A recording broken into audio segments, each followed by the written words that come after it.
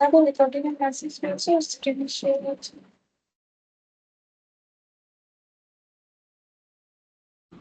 हाँ मैम।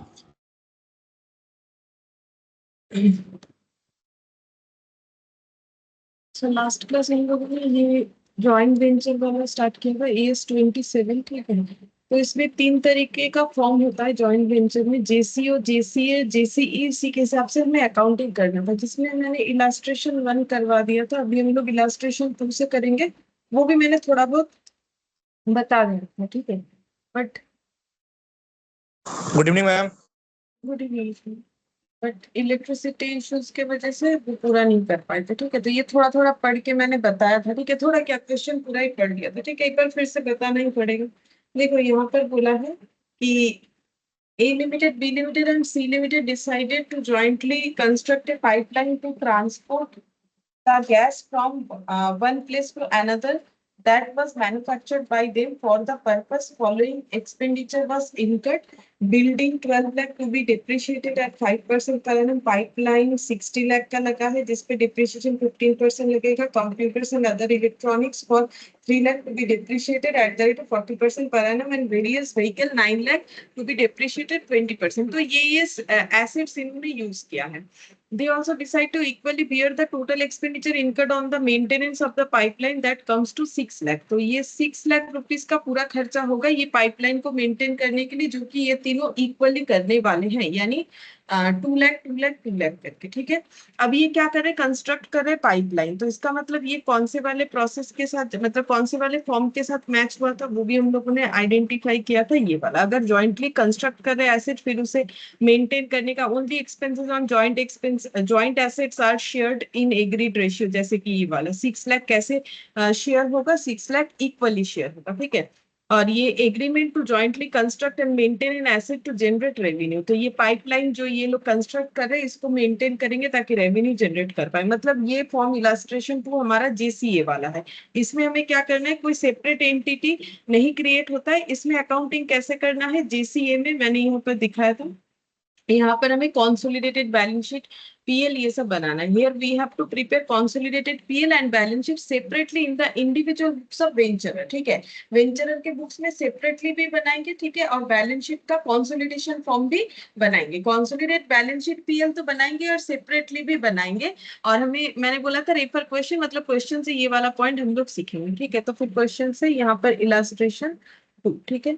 अच्छा, तो यहाँ पर हमें जो सोल्यूशन करना है, उसके पहले हम लोग देख लेते हैं कि यहाँ पर क्या क्या खर्चा है। तो डिप्रिशिएशन ही खर्चा दिख रहा है मुझे, और तो कुछ नहीं। और ये 6 लाख जो बोला है यहाँ पर, वो 2 लाख 2 लाख 2 लाख, बस ये दो खर्चा होगा। तो हम लोग डिप्रिशिएशन कैलकुलेट कर लेते हैं। तो यहाँ पर बिल्डिंग, हम यहाँ पर वर्किंग नोट के तौर पे लिख ले रहे हैं, ठीक है।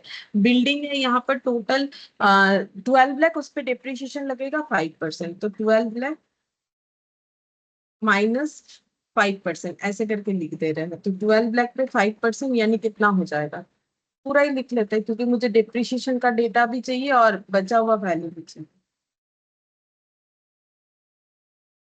इंटू 5%।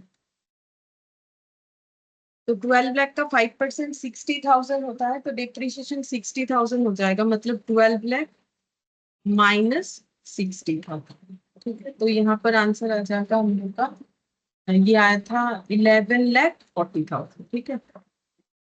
ये आएगा, ये क्या हो गया, बुक वैल्यू, ठीक है। और ये क्या निकल रहा है, डिप्रिशिएशन, ठीक है। बिल्डिंग का हो गया। अच्छा, इसके बाद इन्होंने इस बिजनेस के लिए क्या लिया, पाइपलाइन फॉर 60 लाख। तो यहाँ पर लिखेंगे पाइपलाइन, पाइपलाइन फॉर 60 लाख, 60। अब इस पे जो डिप्रिशिएशन लगेगा वो निकालना। इस पे रेट बोल रखा है 60 लाख पे 15%। तो ये हो जाएगा हम लोग का 9 लाख, ठीक है।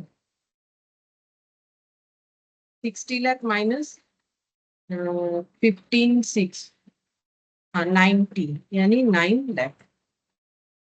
ये डिप्रिशिएशन हो गया। 9 लाख माइनस करने से कितना हो जाएगा, 51 लाख। ये हो गया बचा हुआ। पाइपलाइन के बाद कौन सा एसेट है, पाइपलाइन के बाद है computer and other electronics for 3 lakh 40% depreciation. Computer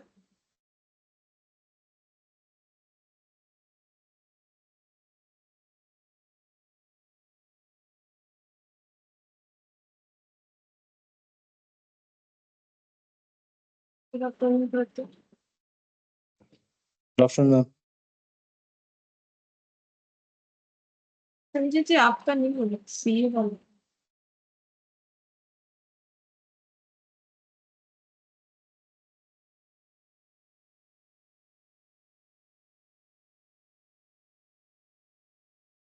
computer and other electronics.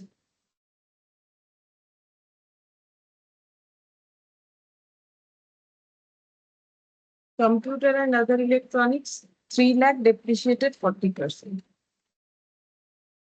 3 lakh minus 3 lakh का 40%, तो 3 लाख का 40% कितना हो जाएगा? 1,20,000। 1,20,000 तो माइनस करने से कितना है? 1,20,000। ये बुक है। अच्छा, और कुछ ऐसे था, and vehicle 9 lakh depreciation 20%। Vehicle 9 lakh depreciation 20%। Depreciation 20% मतलब 9 लाख माइनस डिप्रिशिएशन हो जाएगा 1,80,000। 1,80,000 माइनस करने से हो जाएगा 2 3 4 5 6 9 कितना होगा? माइनस करने से 7,20,000 शायद। 8, हाँ 7,20,000। ठीक है, तो ये सभी एसेट का मैंने बुक वैल्यू और डिप्रिशिएशन कैलकुलेट कर लिया। ठीक है, हमें बोला है कि कॉन्सोलिडेटेड बैलेंस शीट बना के दिखाना है and the extract of statement of PL and balance sheet for each venturer. हर एक वेंचरर का हमें क्या दिखाना है? बैलेंस शीट और पीएल, और एक कॉन्सोलिडेटेड बैलेंस शीट बना के देना है। कॉन्सोलिडेटेड पीएल बनाना है ऐसा नहीं बोला है, बोला है कि कॉन्सोलिडेटेड बैलेंस शीट बना के। ठीक है, तो यहाँ पर कॉन्सोलिडेटेड बैलेंस शीट बनाएंगे, तो यहाँ लिखते हैं ये मेन सोल्यूशन। ठीक है, ये वो तो वर्किंग नोट के तरह मान सकते हो। मेन सोल्यूशन में यहाँ पर लिखेंगे कॉन्सोलिडेटेड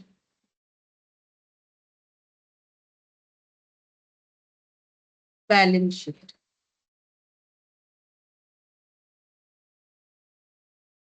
अच्छा, मुझे एक चीज बोलो, यहाँ बैलेंस शीट में हम लोग क्या दिखा सकते हैं? मतलब मेरे पास जो डेटा है यहाँ पर बैलेंस शीट में लिखने के लिए क्या डेटा अवेलेबल है? पूरे क्वेश्चन में तो ये एसेट्स ही था कि ये एसेट खरीदा है और इस पे इतना इतना डिप्रिशिएशन है और एक एक्सपेंस दिया था। ठीक है, वो भी चाहे तो लिख सकते हैं, maintenance expense 6 lakh each. Maintenance expense. तब तक तुम लोग मुझे बोलो बैलेंस शीट में लिखने लायक क्या है? मैम एसेट्स है। हाँ, एसेट्स। एसेट्स, अच्छा ये एसेट्स जो है ये किस नाम से बैलेंस शीट में आएगा? मतलब ये कैसा एसेट है? कैटेगरी में डालना पड़ेगा। Ma'am non current asset. हाँ, एसेट में इसके अंदर नॉन करेंट एसेट, और नॉन करेंट एसेट के अंदर क्या लिखेंगे? ये तो मेन हेड है, उसके अंदर इसको क्या नाम दिया जाएगा?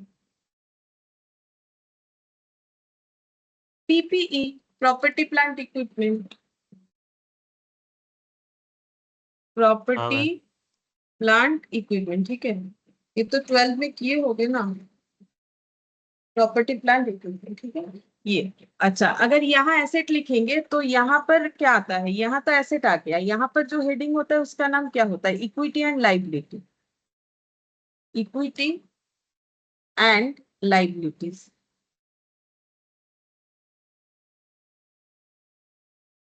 इक्विटी एंड लाइबिलिटीज में आएगा, सबसे पहले लिखना पड़ेगा शेयर होल्डर्स फंड। ठीक है, उसमें आ जाएगा शेयर कैपिटल। ठीक है, अब शेयर कैपिटल का तो डिटेल्स हमारे पास नहीं है, लेकिन एक चीज बताओ, total asset equal to total liability होता है, तो जितना मेरा एसेट होगा हम उतने का ही शेयर कैपिटल आराम से दिखा सकते हैं ना। बाकी चीजों को तो नहीं दिखा सकते, बट कैपिटल तो उतना ही दिखा सकते हैं। अगर हम बैलेंस शीट का टोटल करें ऐसे टी शेप वाला, इधर जो टोटल एसेट आएगा, इधर अगर मुझे टोटल लाइबिलिटी उतना ही दिखाना, क्योंकि जब मुझे पता है कि टोटल एसेट यही है, मेरे पास और कोई इन्फॉर्मेशन नहीं, जब टोटल लाइबिलिटी भी इतना ही होगा तो फिर लाइबिलिटी के इधर हम लोग क्या लिखेंगे? कुछ नहीं पता है तो उसे कैपिटल लिखेंगे ना। तो वैसे ही यहाँ पर कंपनी है तो इसीलिए शेयर कैपिटल लिखा। तीनों कंपनी ने मिलके ये काम किया है ना, जॉइंट वेंचर वाला।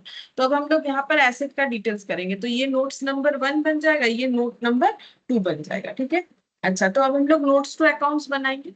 तो यहाँ पर लिखते हैं नोट्स टू अकाउंट्स। ठीक है, सबसे पहले यहाँ पर लिखेंगे share capital.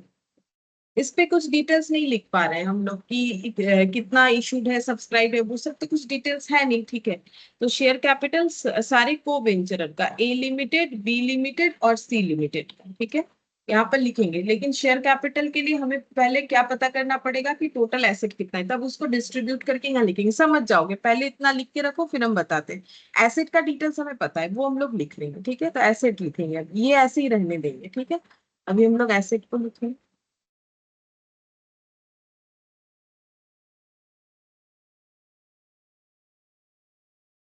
Note number 2, property plant equipment. PPE मैंने शॉर्ट में लिख दिया। ठीक है, क्योंकि इतना बड़ा बैलेंस शीट बनाएंगे टाइम लगेगा। अच्छा, सबसे पहला एसेट क्या था? सबसे पहला एसेट, ये पेज इधर उधर हो गया, ये इधर रहने से अच्छा होगा, जल्दी होता है। अच्छा, जो भी हो, जो हुआ सो हुआ। यहाँ पर बिल्डिंग है। ठीक है, लैंड एंड बिल्डिंग है कि सिर्फ बिल्डिंग है, पता नहीं, मैंने तो सिर्फ बिल्डिंग लिख दिया। बिल्डिंग है। ठीक है, बिल्डिंग 12 लाख था और वो डिप्रिशिएट हो गया, तो इसको हम लोग कैसे दिखाएंगे? यहाँ पर लिखेंगे लैंड एंड बिल्डिंग, पीपी के अंडर लैंड एंड बिल्डिंग या फिर building.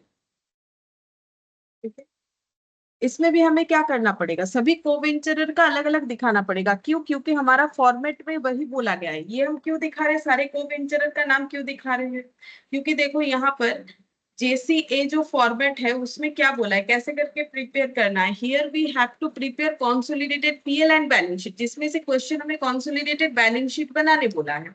Separately in the individual books of venture, वो भी हमें क्वेश्चन में बोला है कि देखो हमें क्या करना है कि extract statement of PL and balance sheet for each को वेंचरर, हर एक को वेंचरर के लिए हमें इसे सेपरेटली दिखाने के लिए बोला गया और कॉन्सोलिडेटेड भी दिखाने के लिए बोला गया। ठीक है, तो कॉन्सोलिडेटेड के अंदर देखो ये जो बिल्डिंग है ये किसी एक कोवेंचरर का तो है नहीं, क्योंकि बिल्डिंग किसने खरीदा है? सभी ने मिलके सारा एसेट्स खरीदा है, इनकट बाय देम। ठीक है, तो बिल्डिंग किसी एक कोवेंचरर का नहीं है, सभी का है। ठीक है, तो लैंड एंड बिल्डिंग का जो भी वैल्यू है वो सभी कोवेंचरर का है। तो कोवेंचरर कौन कौन है? ए लिमिटेड है, बी लिमिटेड है और सी लिमिटेड है। ठीक है, तो मुझे बोलो कि एक एक जन का कितना कितना करके वैल्यू हो जाएगा बिल्डिंग का। अगर टोटल बिल्डिंग का वैल्यू कितना है? टोटल बिल्डिंग का वैल्यू है था 12 लाख, अभी है 11 लाख 40, तो ए बी सी तीनों का कितना कितना होगा? 3,80,000। 3,80,000 डिवाइडेड बाई 3 कर देंगे, क्योंकि हमें तो बोला नहीं है किस प्रोपोर्शन में, क्योंकि यहाँ खर्चा इक्वली बोला है तो हम लोग बाकी सारी चीजों को इक्वली डिवाइड कर देंगे। ठीक है, क्योंकि हमारे पास तो कोई ऑप्शन नहीं दिया है, तो 3,80,000 करके हो जाएगा। ठीक है, तो जो बुक वैल्यू है, जैसे हम लोग बैलेंस शीट में तो बुक वैल्यू लिखते हैं ना, लेस करके डिप्रिशिएशन, तो वही हम कर रहे हैं। ठीक है, तो यहाँ पर जो बचा हुआ वैल्यू उसको लिख दिया 11,40,000। ठीक है, लैंड एंड बिल्डिंग के बाद कौन सा वाला एसेट था? लैंड एंड बिल्डिंग के बाद है पाइपलाइन। ठीक है, तो यहाँ पर लिखते हैं पाइपलाइन। क्या ये सब करना जरूरी है? मतलब ऐसे लिखना? हाँ, लिखना पड़ेगा। ठीक है, उसी का ही नंबर मिलेगा, चाहे जितना भी बोरिंग लगे कि ऐसा करके लिख के कितना टाइम लगता है लगे, लेकिन यही काम आएगा। ठीक है, तो पाइपलाइन। अच्छा, पाइपलाइन कितने रुपए का बचा?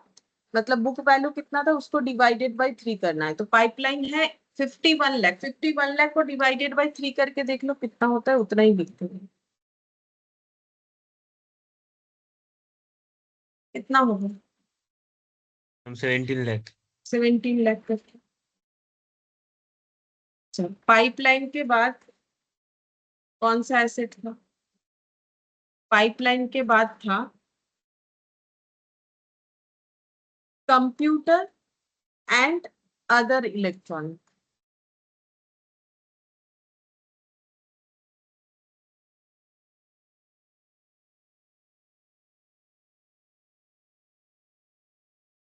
ए बी सी लिमिटेड, हम ऐसे डॉट डॉट दे दे रहे हैं। ठीक है, अच्छा, तो कंप्यूटर 1,80,000 डिवाइडेड बाई 3 करने से 60,000 करके आ जाएगा। 60,000,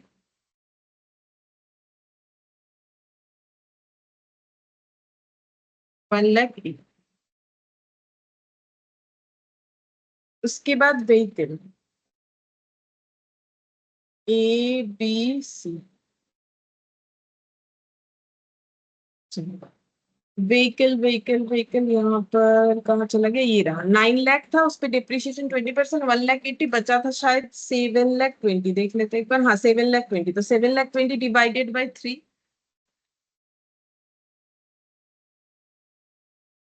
240।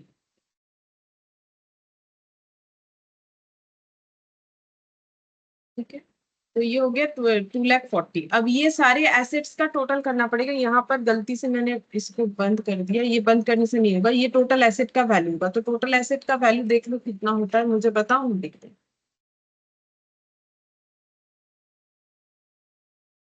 11,40,000 प्लस 51,00,000 प्लस 1,80,000, और ये सब मिला के कितना हो जाएगा, 7,20,000।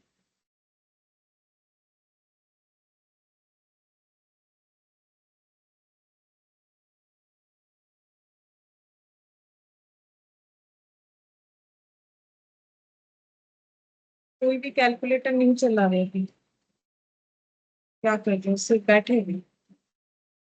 मैम 71,40,000। 71,40,000, 71,40,000। ये हो गया हम लोग का टोटल एसेट। तो ये टोटल एसेट यहाँ पर लिख देंगे, 71,40,000। ये भी टोटल कॉलम में आ जाएगा, 71,40,000।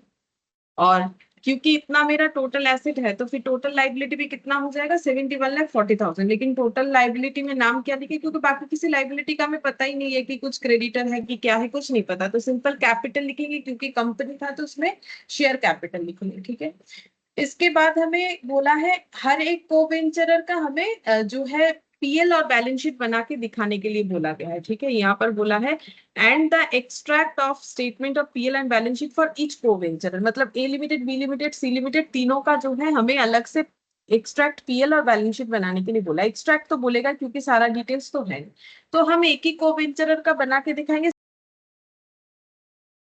सिर्फ बना के दिखाएंगे। ठीक है, बाकी तुम लोग जगह रख लो, बाकी दोनों का घर पे कर लो। ठीक है, in the books of A limited, A limited अपने बुक्स में जब बनाएगा, statement of PL, statement of PL bracket में एक्सट्रैक्ट। तो बोलो पीएल में क्या लिखेंगे, कुछ इनकम दिख रहा है कि सिर्फ खर्चा ही दिख रहा है, और कितना सारा खर्चा दिख रहा है उसका नाम बोलो।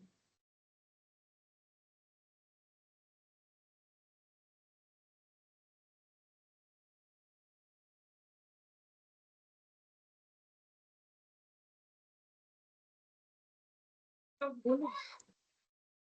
मैम एक्सपेंस डिप्रिसिएशन का। हाँ, और उसमें उसको तो हम लोग डेप्रिसिएशन एंड एमोर्टाइजेशन बोल के लिखेंगे। इनकम तो कुछ नहीं दिख रहा है, ये ठीक है, डेप्रिसिएशन एंड एमोर्टाइजेशन में आ जाए, डेप्रिसिएशन।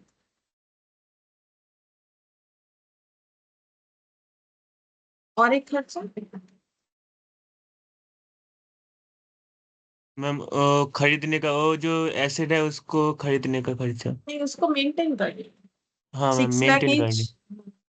तो उसको हम लोग किस में देंगे, other expenses.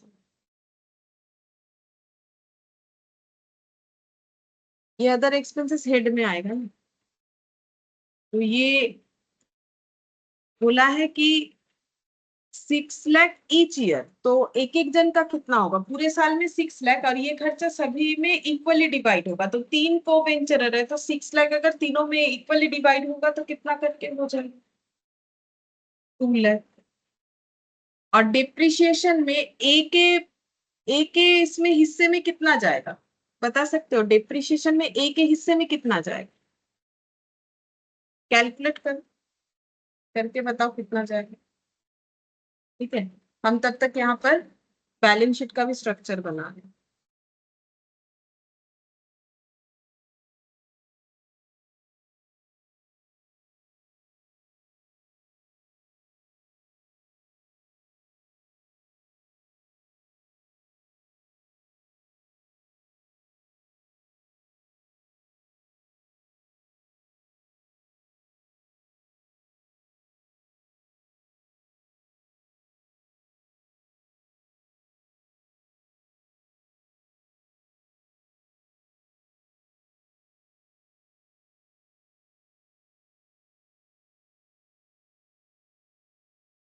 Assets, non current assets, और उसमें पीपीई। ठीक है।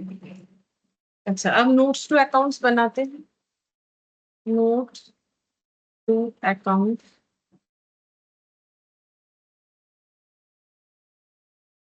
Note number 1। ठीक है, तो इसमें क्या लिखेंगे? इसमें लिखेंगे depreciation and amortization. Depreciation and amortisation.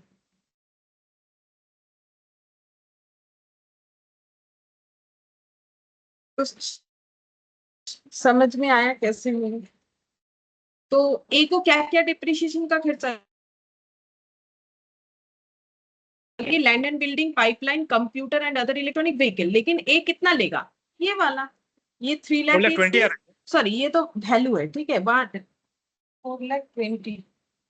हाँ, 4,20,000।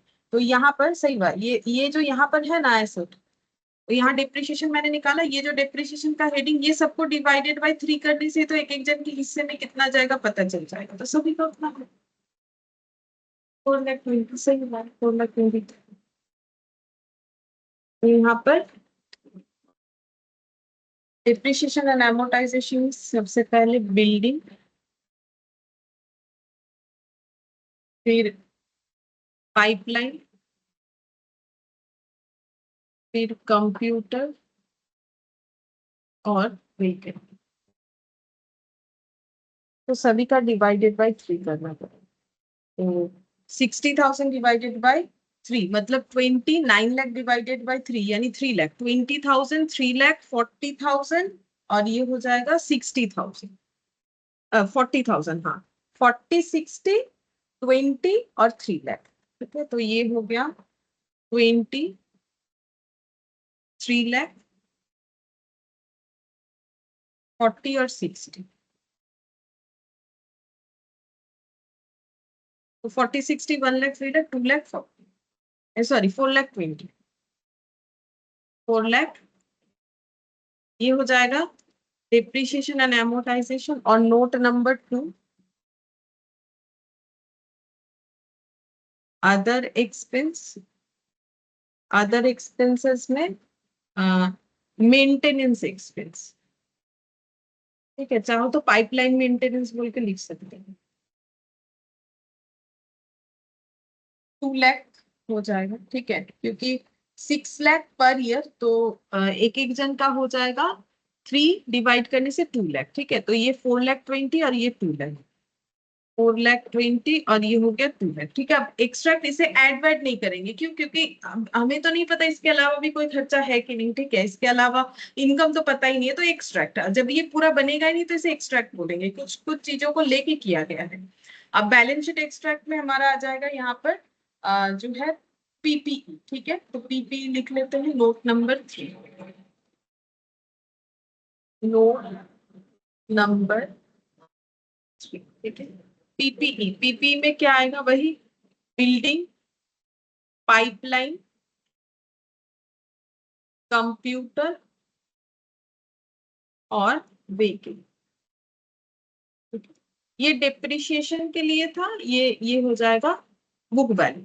तो बिल्डिंग, तो यहां से देख के आराम से लिख सकते हैं। ये रहा 3,80,000, 17 लाख, ऐसे करके लिख सकते हैं। ठीक है, 3,80,000, 17 लाख। या फिर थोड़ा सा और प्रेजेंटेशन चाहे तो हमें फिर ऐसा लिखना पड़ेगा कि जो ए है उसके हिस्से में बिल्डिंग, क्योंकि ए का पूरा दिखाने बोला है ना, तो ए का बिल्डिंग में ए का हिस्सा कितना है डिवाइडेड बाय 3 करने से 4 लाख। मतलब थोड़ा इस तरीके से प्रेजेंटेशन होना चाहिए।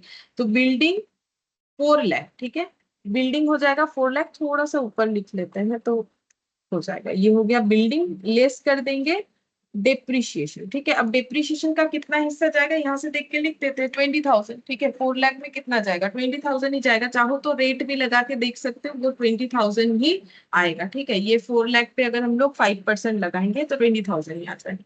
तो ये कितना बनेगा? 3,80,000। ठीक है, इस तरीके से दिखाना। अच्छा, और पाइपलाइन, पाइपलाइन टोटल जो है उसको डिवाइडेड बाय 3 कर देंगे। पाइपलाइन था 60 लाख डिवाइडेड बाय 3 यानी कि 20 लाख। ठीक है, पाइपलाइन 20 लाख, उस पर डिप्रिशिएशन लेस करें। Pipeline less depreciation.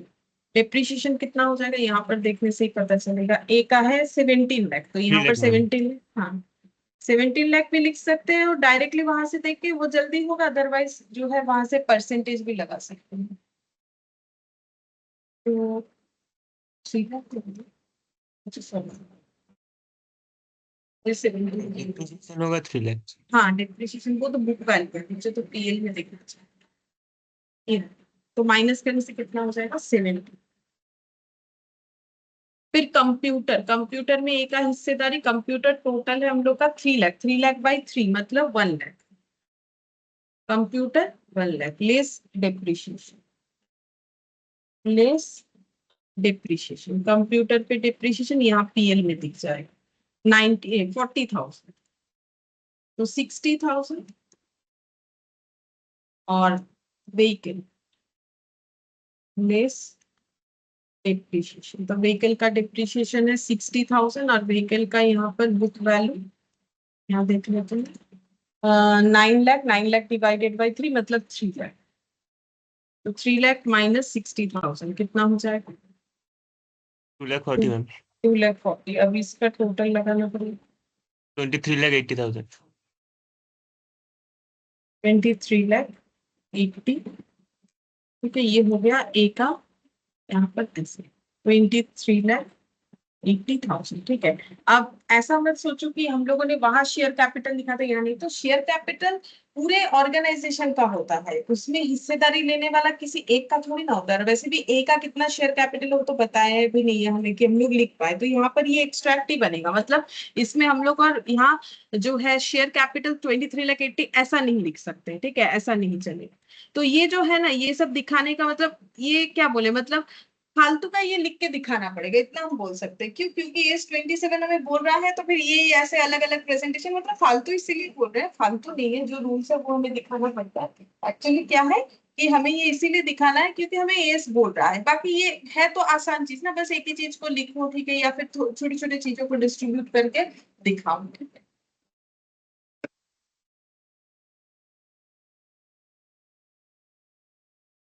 अच्छा।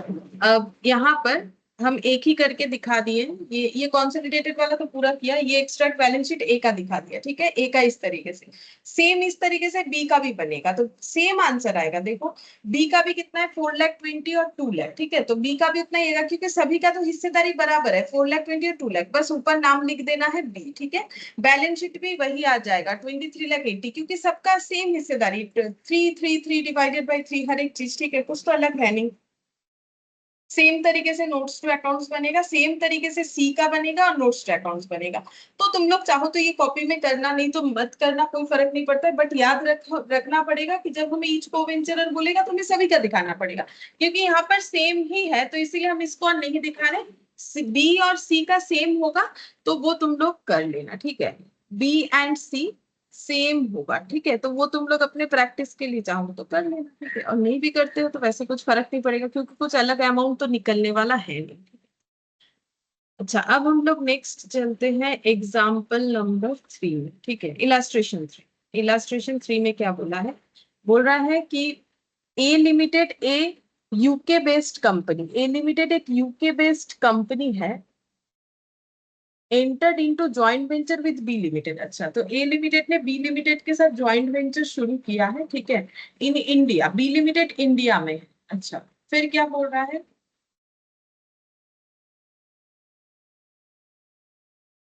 हाँ, wherein B Limited will import the goods manufactured by A Limited। ठीक है, तो UK based company, UK based company है ए लिमिटेड। ठीक है, और बी लिमिटेड इंडिया में है, बी लिमिटेड जो है इंडिया में है। ठीक है, अब बी लिमिटेड क्या करता है? इंपोर्ट करता है इनसे गुड्स जो कि ये मैन्युफैक्चर करते हैं on account of joint venture and sell them in India.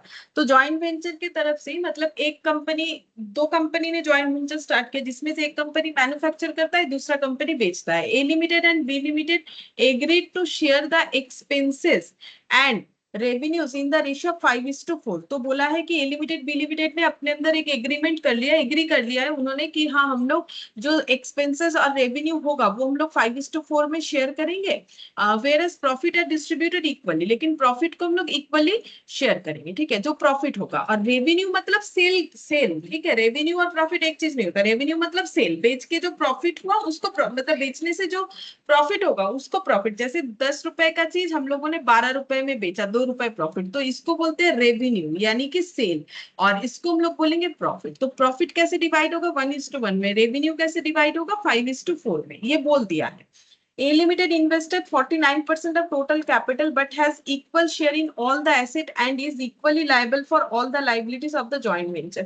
A Limited जो है मतलब जो यूके बेस्ड कंपनी है इसने कैपिटल में टोटल 49% लगाया है, तो बाकी बी ने लगाया होगा, और बोल रहा है लेकिन एसेट और लाइबिलिटीज में इक्वली जो है इनका हिस्सेदारी है 1:1। Following is the trial balance of the joint venture at the end of the first year. First year के एंड में जॉइंट वेंचर में इस ये जो जॉइंट वेंचर ये दोनों परफॉर्म कर रहे हैं, इससे जो ट्रायल बैलेंस बना है वो कुछ ऐसा डिटेल्स हमें दे रहा है। क्या बोला है? Purchase 9 lakh, other expenses 3 lakh, 6 sales, property plant equipment, current asset, unsecured loan, current liabilities, capital, closing inventory 1 lakh. अच्छा, और बोल रहा है you are required to prepare the consolidated financial statement, हमें कंसोलिडेटेड फाइनेंशियल स्टेटमेंट बना के देना है। सबसे पहला बात है ये कौन से मेथड को बता रहा है, मतलब कौन से फॉर्म ऑफ जॉइंट वेंचर को बता रहा है। हम लोग तो 3 फॉर्म सीख रहे हैं ना, जिसमें से पहला फॉर्म है हम लोग का जेसीओ, जेसीए और जेसीई, तो ये कौन सा वाला फॉर्म हो गया?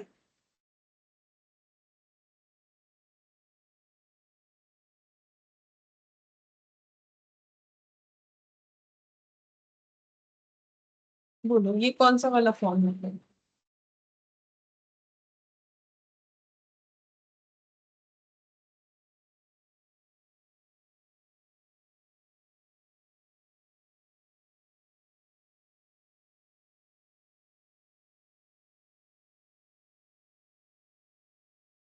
कुछ भी नहीं है इसमें, कुछ भी नहीं समझ में आया कि कौन सा वाला फॉर्म होगा। ये सब पढ़ के तो बोलना पड़ेगा कि ये लोग अपना अपना एसेट लाके बिजनेस कर रहे हैं या फिर एक जॉइंटली एसेट खरीद रहे हैं, जैसे पहले वाले क्वेश्चन में था ना कि बिल्डिंग खरीदा, पाइपलाइन खरीदा, ऐसा है, या फिर कोई नया एंटिटी बना है, तो देखना पड़ेगा ना क्या बोल रहा है कि दोनों ने जॉइंट वेंचर स्टार्ट किया है जिसमें से एक कंपनी प्रोडक्शन स्क्रीन करता नहीं है, दिख रहा दूसरा। हाँ बोलो। मैम, मेरे को स्क्रीन नहीं दिख रहा। आपने स्क्रीन शेयर क्या बंद कर दिया है? स्क्रीन नहीं, तो स्क्रीन तो मैंने कुछ नहीं किया उसमें। देखते हैं एक बार ऑफ करके ऑन करते हम फिर हम लीव करके आते हैं एक बार। हैं। हाँ नो मैम ठीक है। ठीक है ना, अच्छा, ठीक है, तुम एक बार रिज्वाइन करो, शायद नेटवर्क इशू। हाँ बोलो तब तक कि ये कौन से वाले फॉर्म का बात हो रहा है, वो तो स्टार्टिंग वाला डिटेल्स देख के पता चलेगा ना कि ये लोग अपना अपना एसेट लाके काम कर रहे हैं, अपना अपना ओन ओन कंट्रीब्यूशन है, या फिर जॉइंटली एसेट ले रहे हैं, या फिर कोई एसेट कंस्ट्रक्ट कर रहे हैं। देखो दिख रहा है? हाँ मैम, आप ठीक है, आप ठीक है, आप ठीक है। हाँ, तो ये कौन सा वाला मेथड हो रहा है? Ma'am JCA jointly controlled asset. ये लोग कोई एसेट कंस्ट्रक्ट कर रहे हैं क्या? प्रोडक्ट बना के बेच दो। नो मैम जेसीए में। हाँ, जॉइंट वेंचर बना रहा है, जेसीई होगा शायद। जेसी ई, अच्छा चलो देखते हैं। न्यू एंटिटी बनना चाहिए ना जेसी के लिए, तो ए लिमिटेड है UK based company entered into a joint venture with B limited in India wherein B limited will import the goods manufactured by A limited on account of joint venture and sell them in India. ठीक है, फिर बोला है कि दोनों agree कर रहे हैं कि एक्सपेंसेस रेवेन्यू को किस रेशियो में शेयर करेंगे 5:4, और रेवेन्यू होगा इक्वली। ठीक है, तो मुझे एक चीज बोलो, कहीं ऐसा बोला है कि सबसे पहला बात है कि कैसे पता करेंगे, पहले लाइन से ही तो पता चलेगा क्या नया कोई एंटिटी बन रहा है, ए और बी मिलके जो काम कर रहा है, तो कोई तीसरा एंटिटी सी बन रहा है क्या? मतलब मैंने इसी तरीके का एक एग्जाम्पल से समझाया था, हम दिखाते अभी भी वो एग्जाम्पल यहाँ लिखा हुआ, ये देख। अच्छा, ये कोई दूसरा एग्जाम्पल था तो मैंने हटा दिया होगा, जो भी हो, तो न्यू एंटिटी बन रहा है क्या? मैम ये जेसीओ होगा मैम। हाँ जेसीओ होगा ना, न्यू एंटिटी तो नहीं बन रहा है। और ये लोग कोई एसेट भी कंस्ट्रक्ट नहीं कर रहे प्रीवियस वाले क्वेश्चन के तरह, जॉइंटली कोई एसेट खरीद भी नहीं रहा है, ये अपना अपना एसेट लगा रहे हैं, जैसे कोई प्रोडक्शन कर रहा है कोई सेल कर रहा है। और एग्रीमेंट हुआ है jointly carry on operation to earn income, all expenses and revenue are shared in agreed ratio. कोई भी सेपरेट एंटिटी बना ही नहीं है, सेपरेट एंटिटी बनेगा तो ऐसे लिखा हुआ रहता कि ए बी ने ज्वाइंट वेंचर किया और ज्वाइंट वेंचर करने के लिए एक दूसरा एंटिटी बनाया दिस नेम पे, ठीक है, जैसे कि सी हो गया डी हो गया, ठीक है, जो भी हो उस नाम पे बना है। तो ये हमारा वो स्टार्टिंग वाला है, ठीक है, जहां पर एग्रीड रेशियो में हमें करना पड़ेगा, ठीक है। तो सिंपल है। अब देखो परचेज को बोला है, परचेज क्या है, परचेज बोला है एक्सपेंसेस है, तो बोलो एक्सपेंसेस कौन से रेशियो में शेयर होगा, 5:4। तो अगर परचेज को 5:4 में शेयर करेंगे तो जितना होगा उतना उतना दिखाना पड़ेगा। अच्छा एक्सपेंसेस भी कैसे शेयर होगा, 5:4 में ही शेयर होगा, क्योंकि सारे एक्सपेंसेस को 5:4 में बोला है। सेल्स कितने में शेयर होगा, सेल्स एक्सपेंसेस एंड रेवेन्यू 5:4 में होगा बोला है। अच्छा प्रॉपर्टी प्लांट एंड इक्विपमेंट ये कैसे करेंगे, इसको कैसे करना है, all the asset is equally liable for all the liabilities of the joint venture, तो equal share in all asset and is equally liable for all liabilities, तो ये 1:1 हो जाएगा।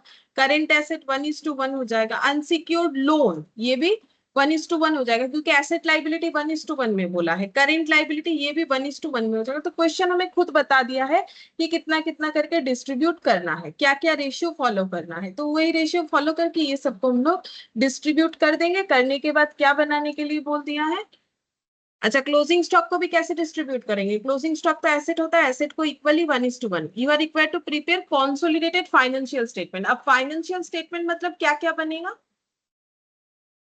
पीएल भी बनेगा और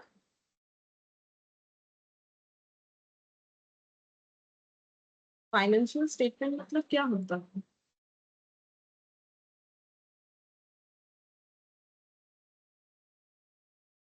फाइनल अकाउंट्स और पीएल फाइनेंशियल बनेगा, स्टेटमेंट। बैलेंस शीट बनेगा। हाँ दोनों ही बनेगा। तो हम लोग यहाँ पर लिखे कॉन्सोलिडेटेड बनाने के लिए बोला है, तो कॉन्सोलिडेटेड पीएल भी बनेगा बैलेंस शीट भी बनेगा, तो कॉन्सोलिडेटेड पीएल।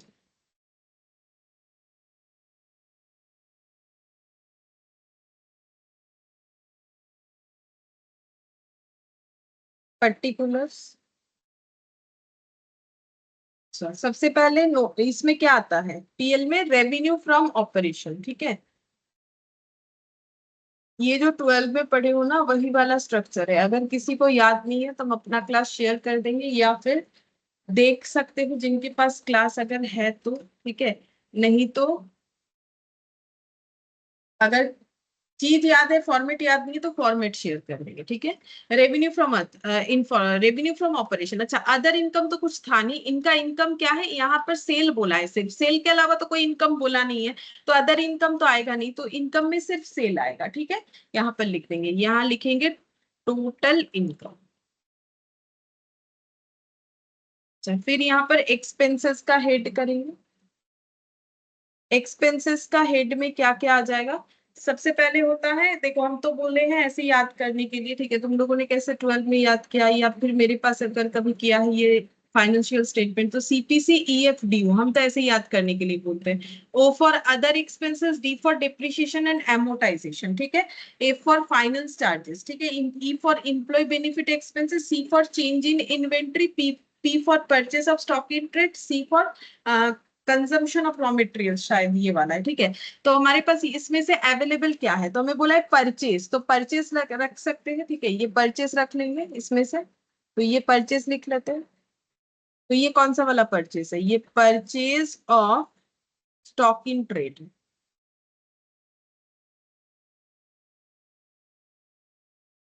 इसके बाद परचेज के बाद अदर एक्सपेंसेस, मतलब ये लास्ट वाला आएगा अदर एक्सपेंसेस, ठीक है। अच्छा इन्वेंट्री है कि नहीं वो देख लेते हैं, सेल्स तो मैंने लिख दिया, property plant and equipment, balance sheet, current asset, unsecured loan, current liability, capital, ठीक है।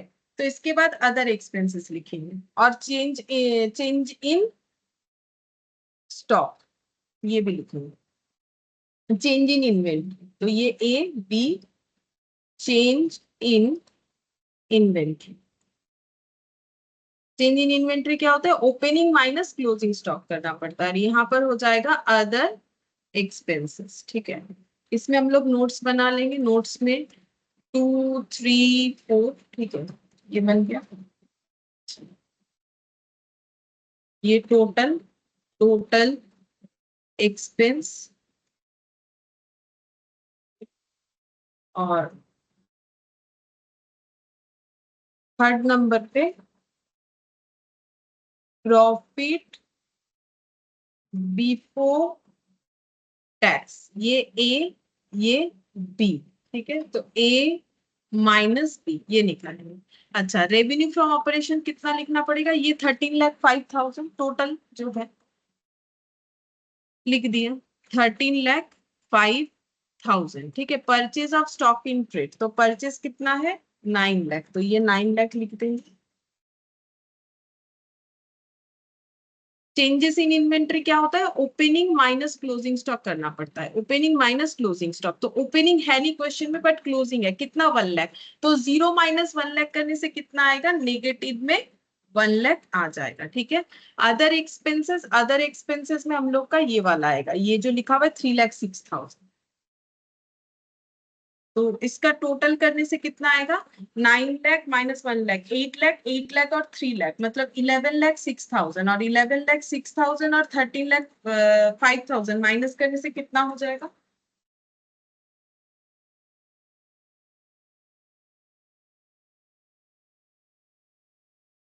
1,99,000। 1,99,000, हाँ वही होना चाहिए, 10 लाख तो होगा नहीं, मैंने गलत, 1,99,000, हाँ ये हो गया, ये हम लोग का आ गया प्रॉफिट बिफोर टैक्स, ठीक है। अच्छा ये देख लेते हैं एक बार, 1,99,000।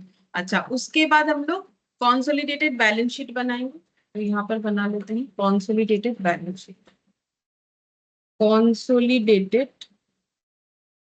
बैलेंस शीट ऐसे शॉर्ट में लिख दिया, ठीक है।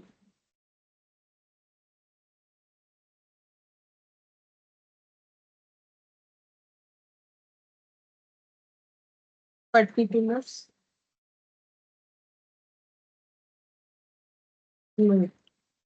सबसे पहले आएगा equity and liability,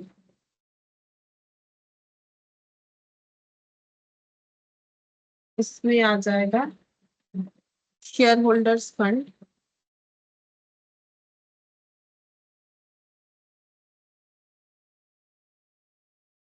share capital,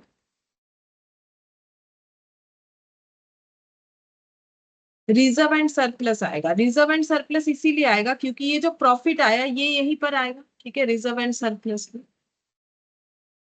अच्छा, यहाँ पर नोट नंबर लास्ट हमारा 4 में खत्म हुआ था, तो ये 5 ये 6, ठीक है, और क्या आ जाएगा, नॉन करेंट लाइबिलिटी है क्वेश्चन में दिया हुआ है तो वो बन जाएगा, नॉन करेंट लाइबिलिटीज वाला पॉइंट है तो वो लिख लिया। नॉन करेंट लाइबिलिटीज में क्या था, लोन था, ये था अनसिक्योर्ड लोन, इसको हम लोग बोलते हैं, इसका हेड होता है क्या, long term borrowing, long term borrowing, long term borrowing के अंडर इस लोन आता है, ठीक है, सिक्योर्ड हो अनसिक्योर्ड हो जो भी लॉन्ग टर्म लोन है वो आता है, तो डिवेंचर भी आ जाता है अगर डिवेंचर होता हो। 7th number.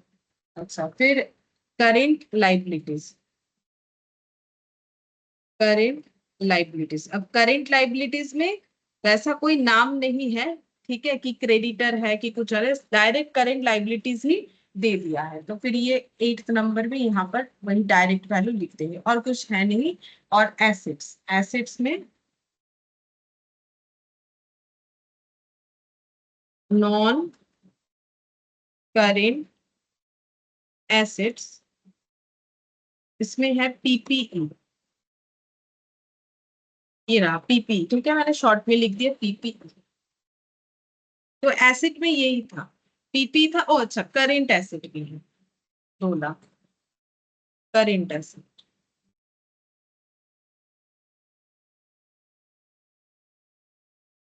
सब हम लोग एक एक करके लिख लेते हैं, जैसे कि सबसे पहले शेयर कैपिटल लिखेंगे, तो शेयर कैपिटल तो यहाँ दिया हुआ है 4,01,000, यहाँ हम लिख लेंगे 4,01,000। रिजर्व एंड सरप्लस में क्या आएगा, ये वाला, ये 1,99,000, और अगर क्वेश्चन में कुछ रिजर्व सरप्लस गिवन होता तो वो भी लिखना पड़ता, ऐड करके तब लिखना पड़ता, बट वो है नहीं, ठीक है, यहाँ कोई और रिजर्व सरप्लस नहीं है।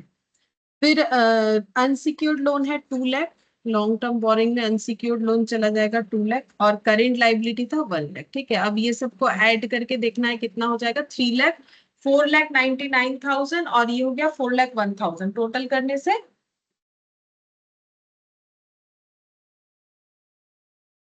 6 lakh 6, 7, 8, 9 lakh. Non current asset में पीपीई 6 लाख और करेंट एसेट 2 लाख।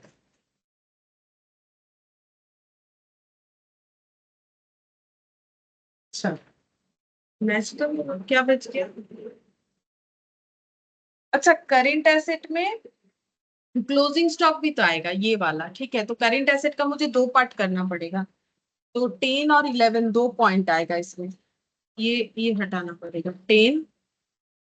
तो यहाँ पर करेंट एसेट में इन्वेंट्रीज और अदर करेंट एसेट, तो यहाँ पर हो जाएगा other current asset.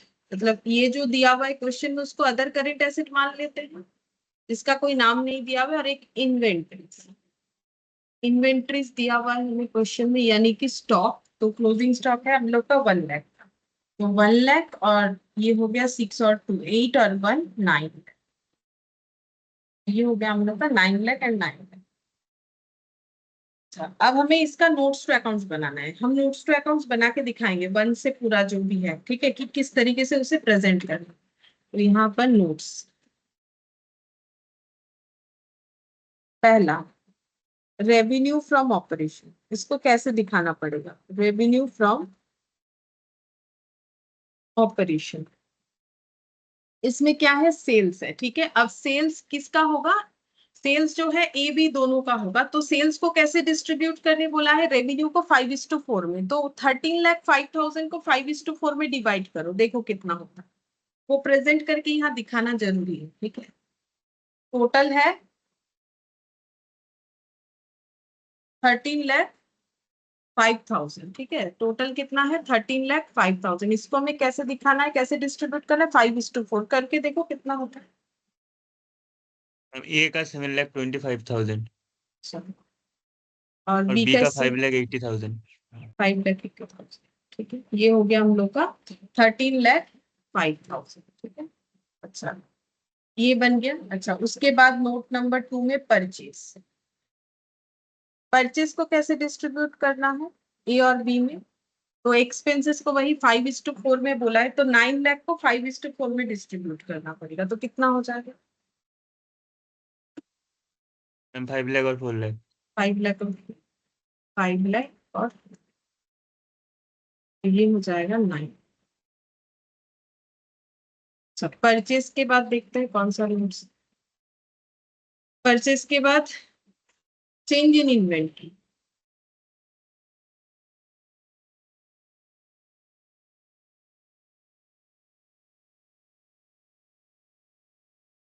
A B.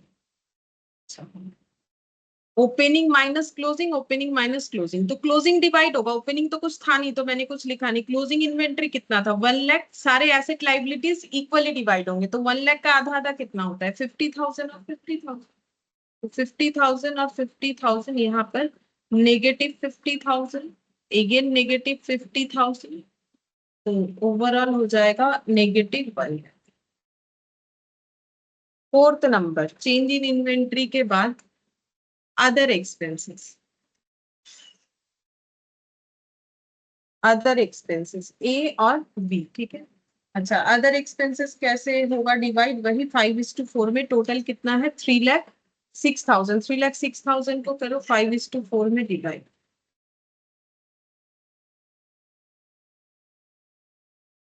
कितना होगा,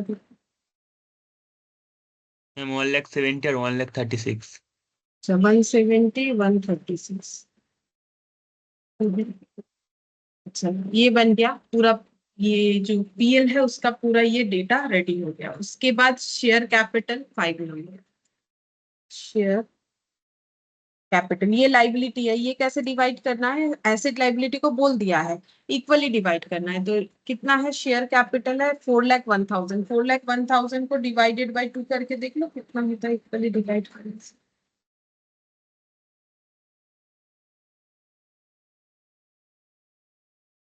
नहीं, शेयर कैपिटल, कैपिटल तो ऐसा नहीं, कैपिटल बोला है 49% कैपिटल किसका है, ए लिमिटेड का, तो ए का 49%, इसका 49% करो कितना होता है, बाकी बचा हुआ बी का हो जाए।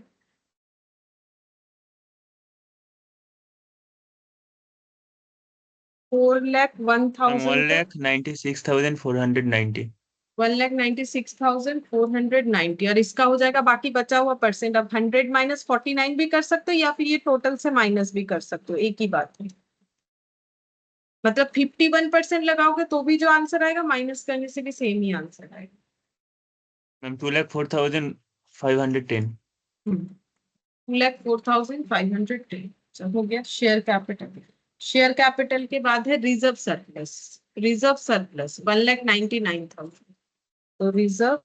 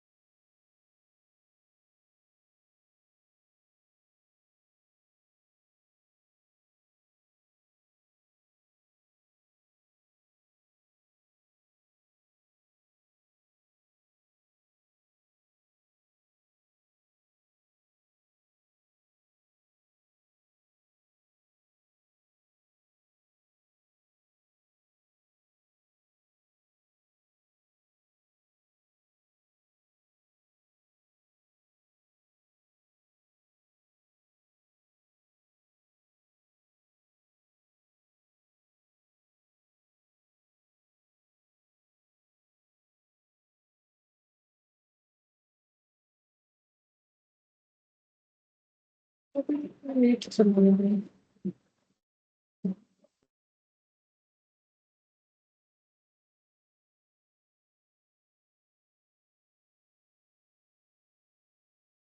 वैसे देखो मेरा आवाज आ रहा है, स्क्रीन शेयर है तो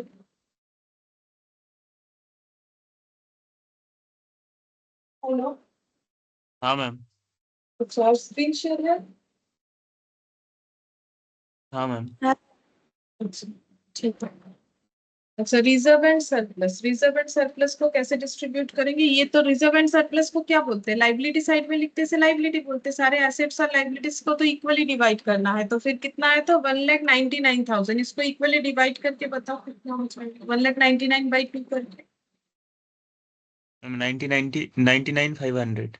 99,000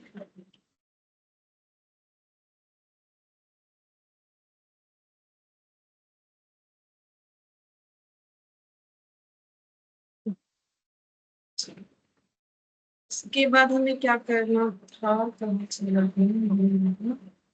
लॉन्ग टर्म बोरिंग, ठीक है 2 लाख। इसको कितना कैसे कैसे डिवाइड करेंगे? लॉन्ग टर्म बोरिंग में हम लोग का ऐसे शॉर्ट में लिख देते हैं, अनसिक्योर्ड लोन था। तो इसको कैसे डिवाइड करेंगे? 1:1 में, क्योंकि एसेट लाइबिलिटी को तो वैसे ही बोला है, तो 2 लाख तो 1:1 मतलब 1 लाख। अच्छा, इसके बाद 8th नंबर में लॉन्ग टर्म बोरिंग के बाद करेंट लाइबिलिटी कर दो 50-50, 1 लाख का आधा। करेंट लाइबिलिटी, ठीक है, ए और बी। करेंट लाइबिलिटी ए और बी 50,000 और 50,000। करेंट लाइबिलिटी के बाद तुम लोग लेकिन पूरा लिखोगे जब एग्जाम में लिखोगे, ठीक है। करेंट लाइबिलिटी के बाद आ जाएगा हम लोग का PPE. PPE property plant equipment, तो एसेट है, एसेट तो हम लोग का इक्वल होगा। तो कितना है पीपीई? 6 लाख, 6 लाख का आधा आधा मतलब 3 लाख 3 लाख 6 लाख। इसके बाद 10th नंबर में अदर करेंट एसेट, ये लिखा था मैंने, ए और डी।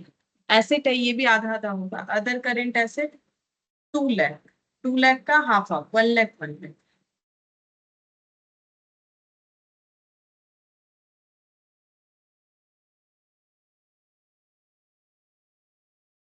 और लास्ट 11th नंबर में इन्वेंट्री। इन्वेंट्री इसमें भी ए और बी। करेंट एसेट है, 1 लाख था, ठीक है। एसेट होने से ही 1:1 होगा, क्योंकि क्वेश्चन जैसे बोला है वैसे ही कर रहे हैं हम लोग, 50,000 एंड 50।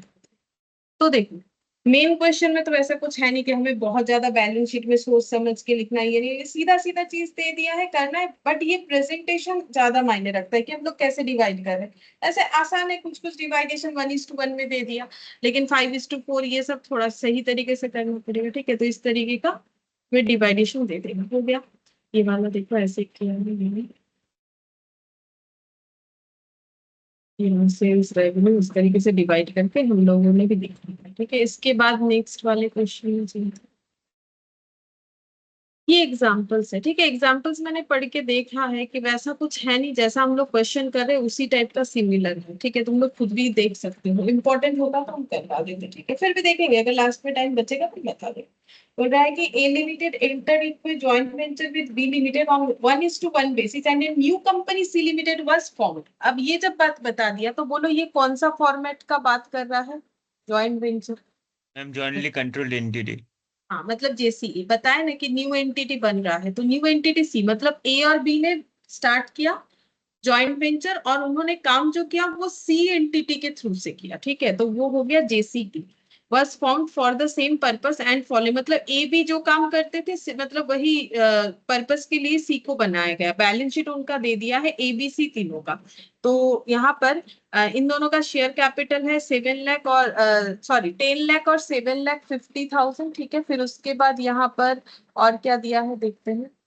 ये दोनों का इंडिविजुअली, ये दोनों कंपनी का, फिर रिजर्व सरप्लस दोनों का दे दिया है, लोन दे दिया है, करेंट लाइबिलिटी दे दिया है, प्रॉपर्टी प्लांट इक्विपमेंट दे दिया है, इन्वेस्टमेंट इन जॉइंट वेंचर। तो इन्वेस्टमेंट इन जॉइंट वेंचर मतलब ए लिमिटेड और बी लिमिटेड में दोनों ने जो जॉइंट वेंचर में एंटर किया उसके लिए उन्होंने जो इन्वेस्टमेंट किया है 2,50,000 2,50,000। और देखो इन्हीं के इस इन्वेस्टमेंट से ये सी का शेयर कैपिटल बना है, ठीक है। मतलब कैपिटल इंट्रोडक्शन का एंट्री क्या होता है, कैश टू कैपिटल। तो बिजनेस में पैसा किन्होंने लगाया, इन्होंने इन्वेस्टमेंट किया कितना, 2.5 लाख का, मतलब 5 लाख का इन्वेस्टमेंट किया जो कि सी का शेयर कैपिटल बन रहा है, ठीक है।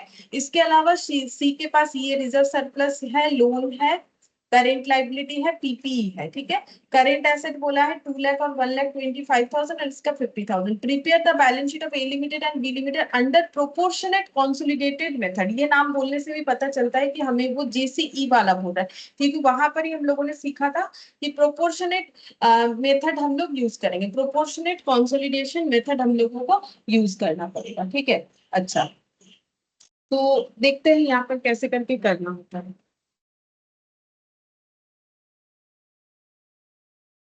illustration 4।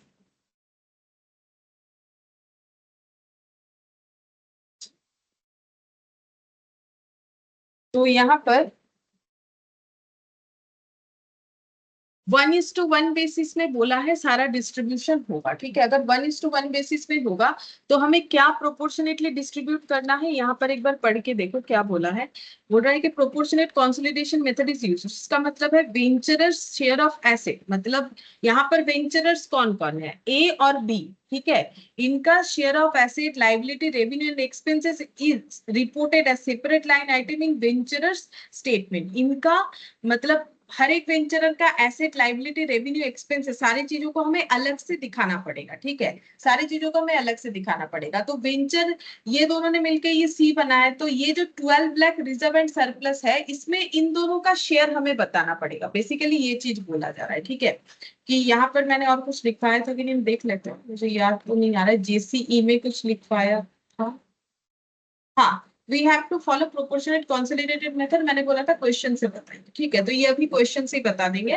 वेंचरर का शेयर ऑफ एसेट, लाइबिलिटी, तो वेंचरर का शेयर ऑफ एसेट कहाँ होगा, ए का शेयर कहाँ होगा, ऑब्वियसली सी में। बी का शेयर कहाँ होगा, ऑब्वियसली सी में। ए का शेयर तो बी में, या बी का शेयर तो ए में नहीं है। वेंचर तो ये बन रहा है ना, मतलब ज्वाइंट वेंचर का नाम ये है, तो फिर ए का अगर कुछ शेयरिंग है तो वो सी में है, बी का कुछ शेयरिंग है तो वो सी में है। तो कैसे शेयर करना पड़ेगा, जैसा हमें रेशियो बता देगा। तो बोला 1:1 में हमें शेयर करके बताना है। तो बोलो फिर ये रिजर्व सरप्लस में ए का हिस्सा कितना होगा, बी का कितना होगा, अगर शेयरिंग 1:1 है तो 6 लाख 6 लाख। और ये 6 हाँ हाँ, और ये 2 लाख में लोन में कितना कितना होगा, 1 लाख और 1 लाख 1 लाख 1 लाख। करेंट लाइबिलिटी में 1 लाख का आधा आधा, मतलब 50,000 50,000 50,000। पीपीई में इसका भी आधा, तो इसका देखो कितना होता है,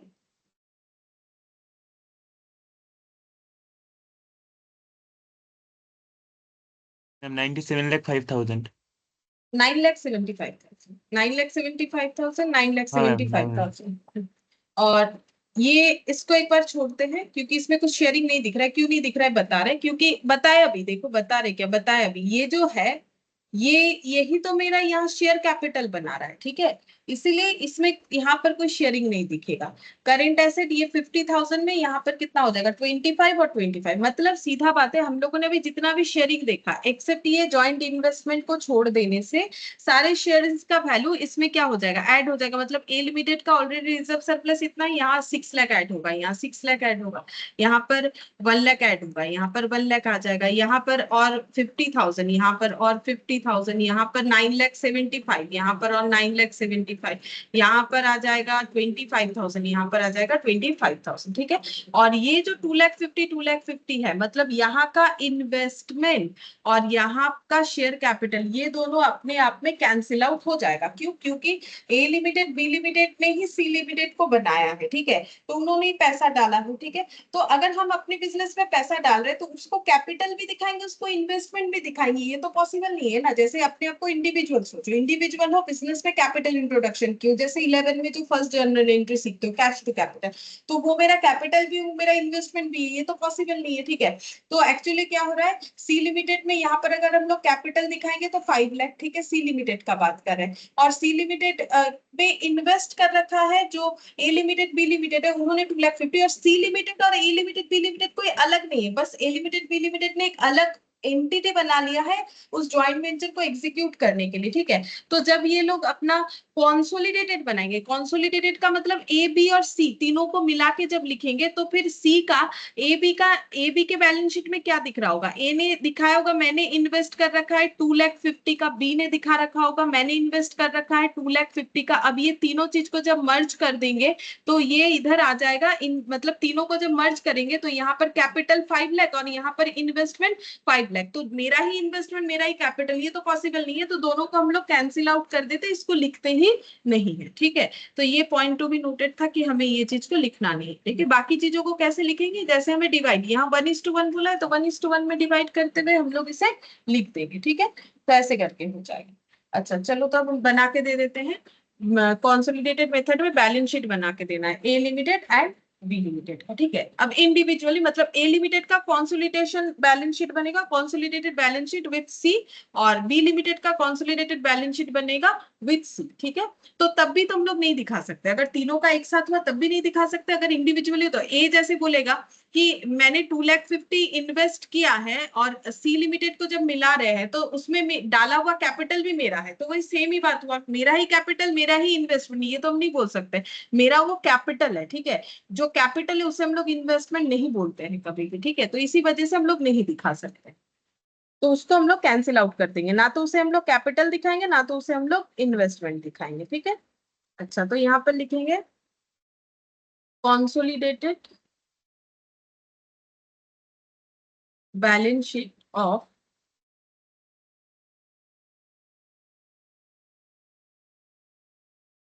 कॉन्सोलिडेटेड बैलेंस शीट ऑफ, अच्छा पीएल भी बनाने बोला है, नहीं पीएल तो नहीं, बैलेंस शीट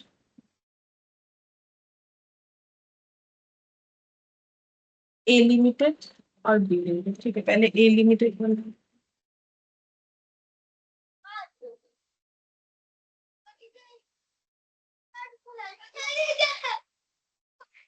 नोट नंबर एक बार म्यूट करो ना, किसी अनम्यूट नहीं किया।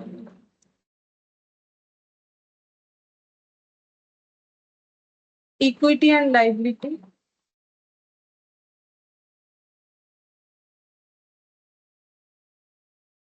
उसमें आ जाएगा शेयर होल्डर्स फंड,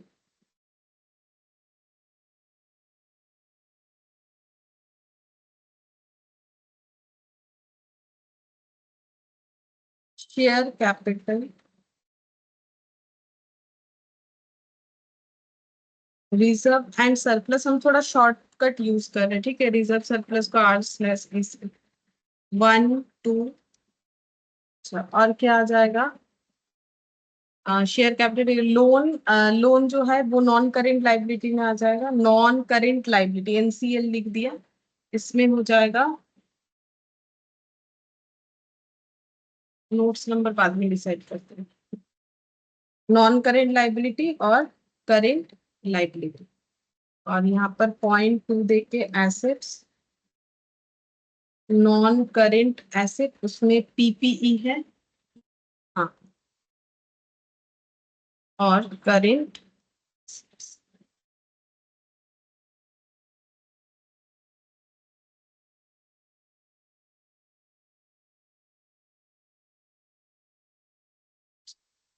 तो पहले लिख लेते हैं, शेयर कैपिटल आ जाएगा 10 लाख, इसमें नोट्स नहीं भी बनाएंगे तो भी चलेगा क्योंकि इसमें कुछ एड ऑन तो होने वाला नहीं है, तो इसका नोट्स हम लोग चाहे तो अवॉइड कर सकते हैं, रिजर्व सरप्लस में एड ऑन होगा तो वो दिखाएंगे। तो कितना हो जाएगा, तो ये देखो 18 लाख और यहाँ से 6 लाख ऐड हो जाएगा, तो 18 + 6 करने से कितना होता है,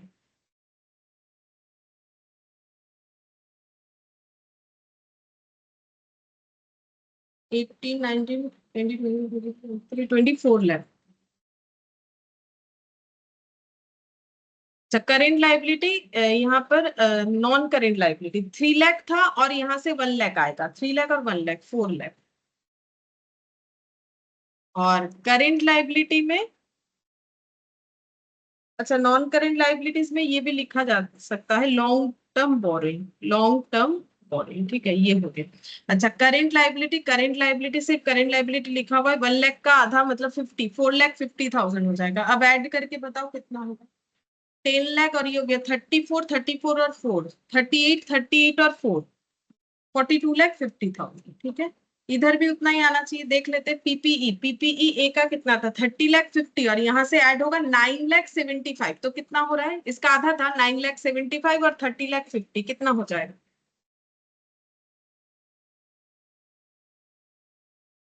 ये तो 50,000 25 2 लाख 25,000 ये वाला, ये बताओ थोड़ा सा कितना होगा।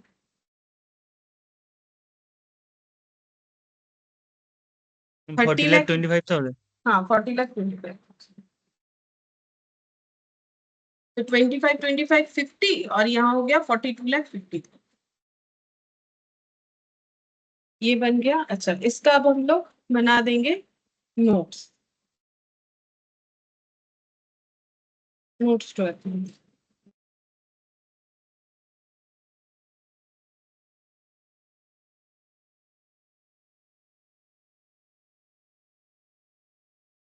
Notes to account, note number 1, सबसे पहले आएगा reserve and surplus, reserve and surplus A और सी, ठीक है। ए का रिजर्व एंड सरप्लस कितना था 18 लाख, सी से कितना मिलेगा 6 लाख, 18 लाख और ये 6, 18 और 6 मिला के 24 लाख, वही लिखा है चेक करके देख सकते। फिर नोट नंबर 2 कौन सा था, रिजर्व एंड सरप्लस के बाद था नॉन करेंट लाइबिलिटी में लॉन्ग टर्म बोरिंग, ठीक है। उसमें ए का हिस्सेदारी और बी का, लॉन्ग टर्म बोरिंग में लोन है 3 लाख और यहाँ से 1 लाख, ये 3 लाख और यहाँ से 1 लाख, मतलब सॉरी बी नहीं सी होगा, देखो तुम लोग बोल नहीं रहे, मैंने गलती से बी लिख दिया है, गलत हो जाएगा ना, बी थोड़ी ना चलेगा, सी, ये हो जाएगा 4 lakh. Non current liability long term borrowing, इसमें लिख देते हैं लोन, इसके अंदर लोन आ जाए। Note number 3, note number 3 current liability A और सी, करेंट लाइबिलिटी का कोई नाम नहीं था तो डायरेक्ट लिख सकते 4 लाख और यहाँ से 50,000, 4 लाख और यहाँ से 50,000, तो कितना आ जाएगा 4,50,000। नोट नंबर 4, नोट नंबर 4, 4 में शायद पीपी था, याद नहीं आ रहा है, देख लेते हैं। Share capital reserve surplus long term borrowing PPE है और करंट एसेट, पीपीई ए और सी, तो ए का कितना था 30 लाख 50,000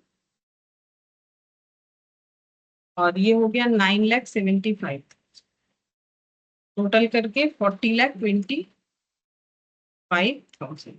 और नोट नंबर 5 करेंट एसेट ए और सी, ए का था 2 लाख और उधर से 25,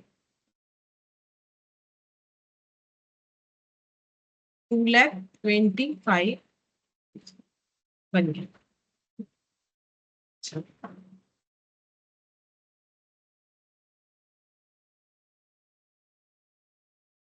और देखते हैं इसमें ए लिमिटेड बी लिमिटेड दोनों का बोला है, तो ए लिमिटेड का तो मैंने बना के दिखा दिया, ठीक है। सेम तरीके से बी लिमिटेड का तुम लोग बना सकते हो, ठीक है। बी लिमिटेड का शेयर कैपिटल में कितना लिखोगे 7 लाख 50 लिख देना, और बाकी कैसे लिखोगे, जैसे ये पूरा 16 लाख ये जो भी है इसमें जितना जितना ऐड होगा उतना उतना ऐड कर दोगे, और ऐड कितना होगा उसको भी कैलकुलेट करने का जरूरत नहीं पड़ेगा, ए में जो जो लिखा हुआ है ना यहाँ पर ए का जितना भी सॉरी सी का जितना भी यहाँ पर हिस्सेदारी है सेम हिस्सेदारी वो बी के कॉलम में भी जाएगा, ठीक है, बी के कॉलम में भी जाएगा। तो बी वाला तुम लोग खुद से कर लेना, सेम है, बी कैसे होगा, सेम होगा, सेम इस तरीके से होगा, ठीक है।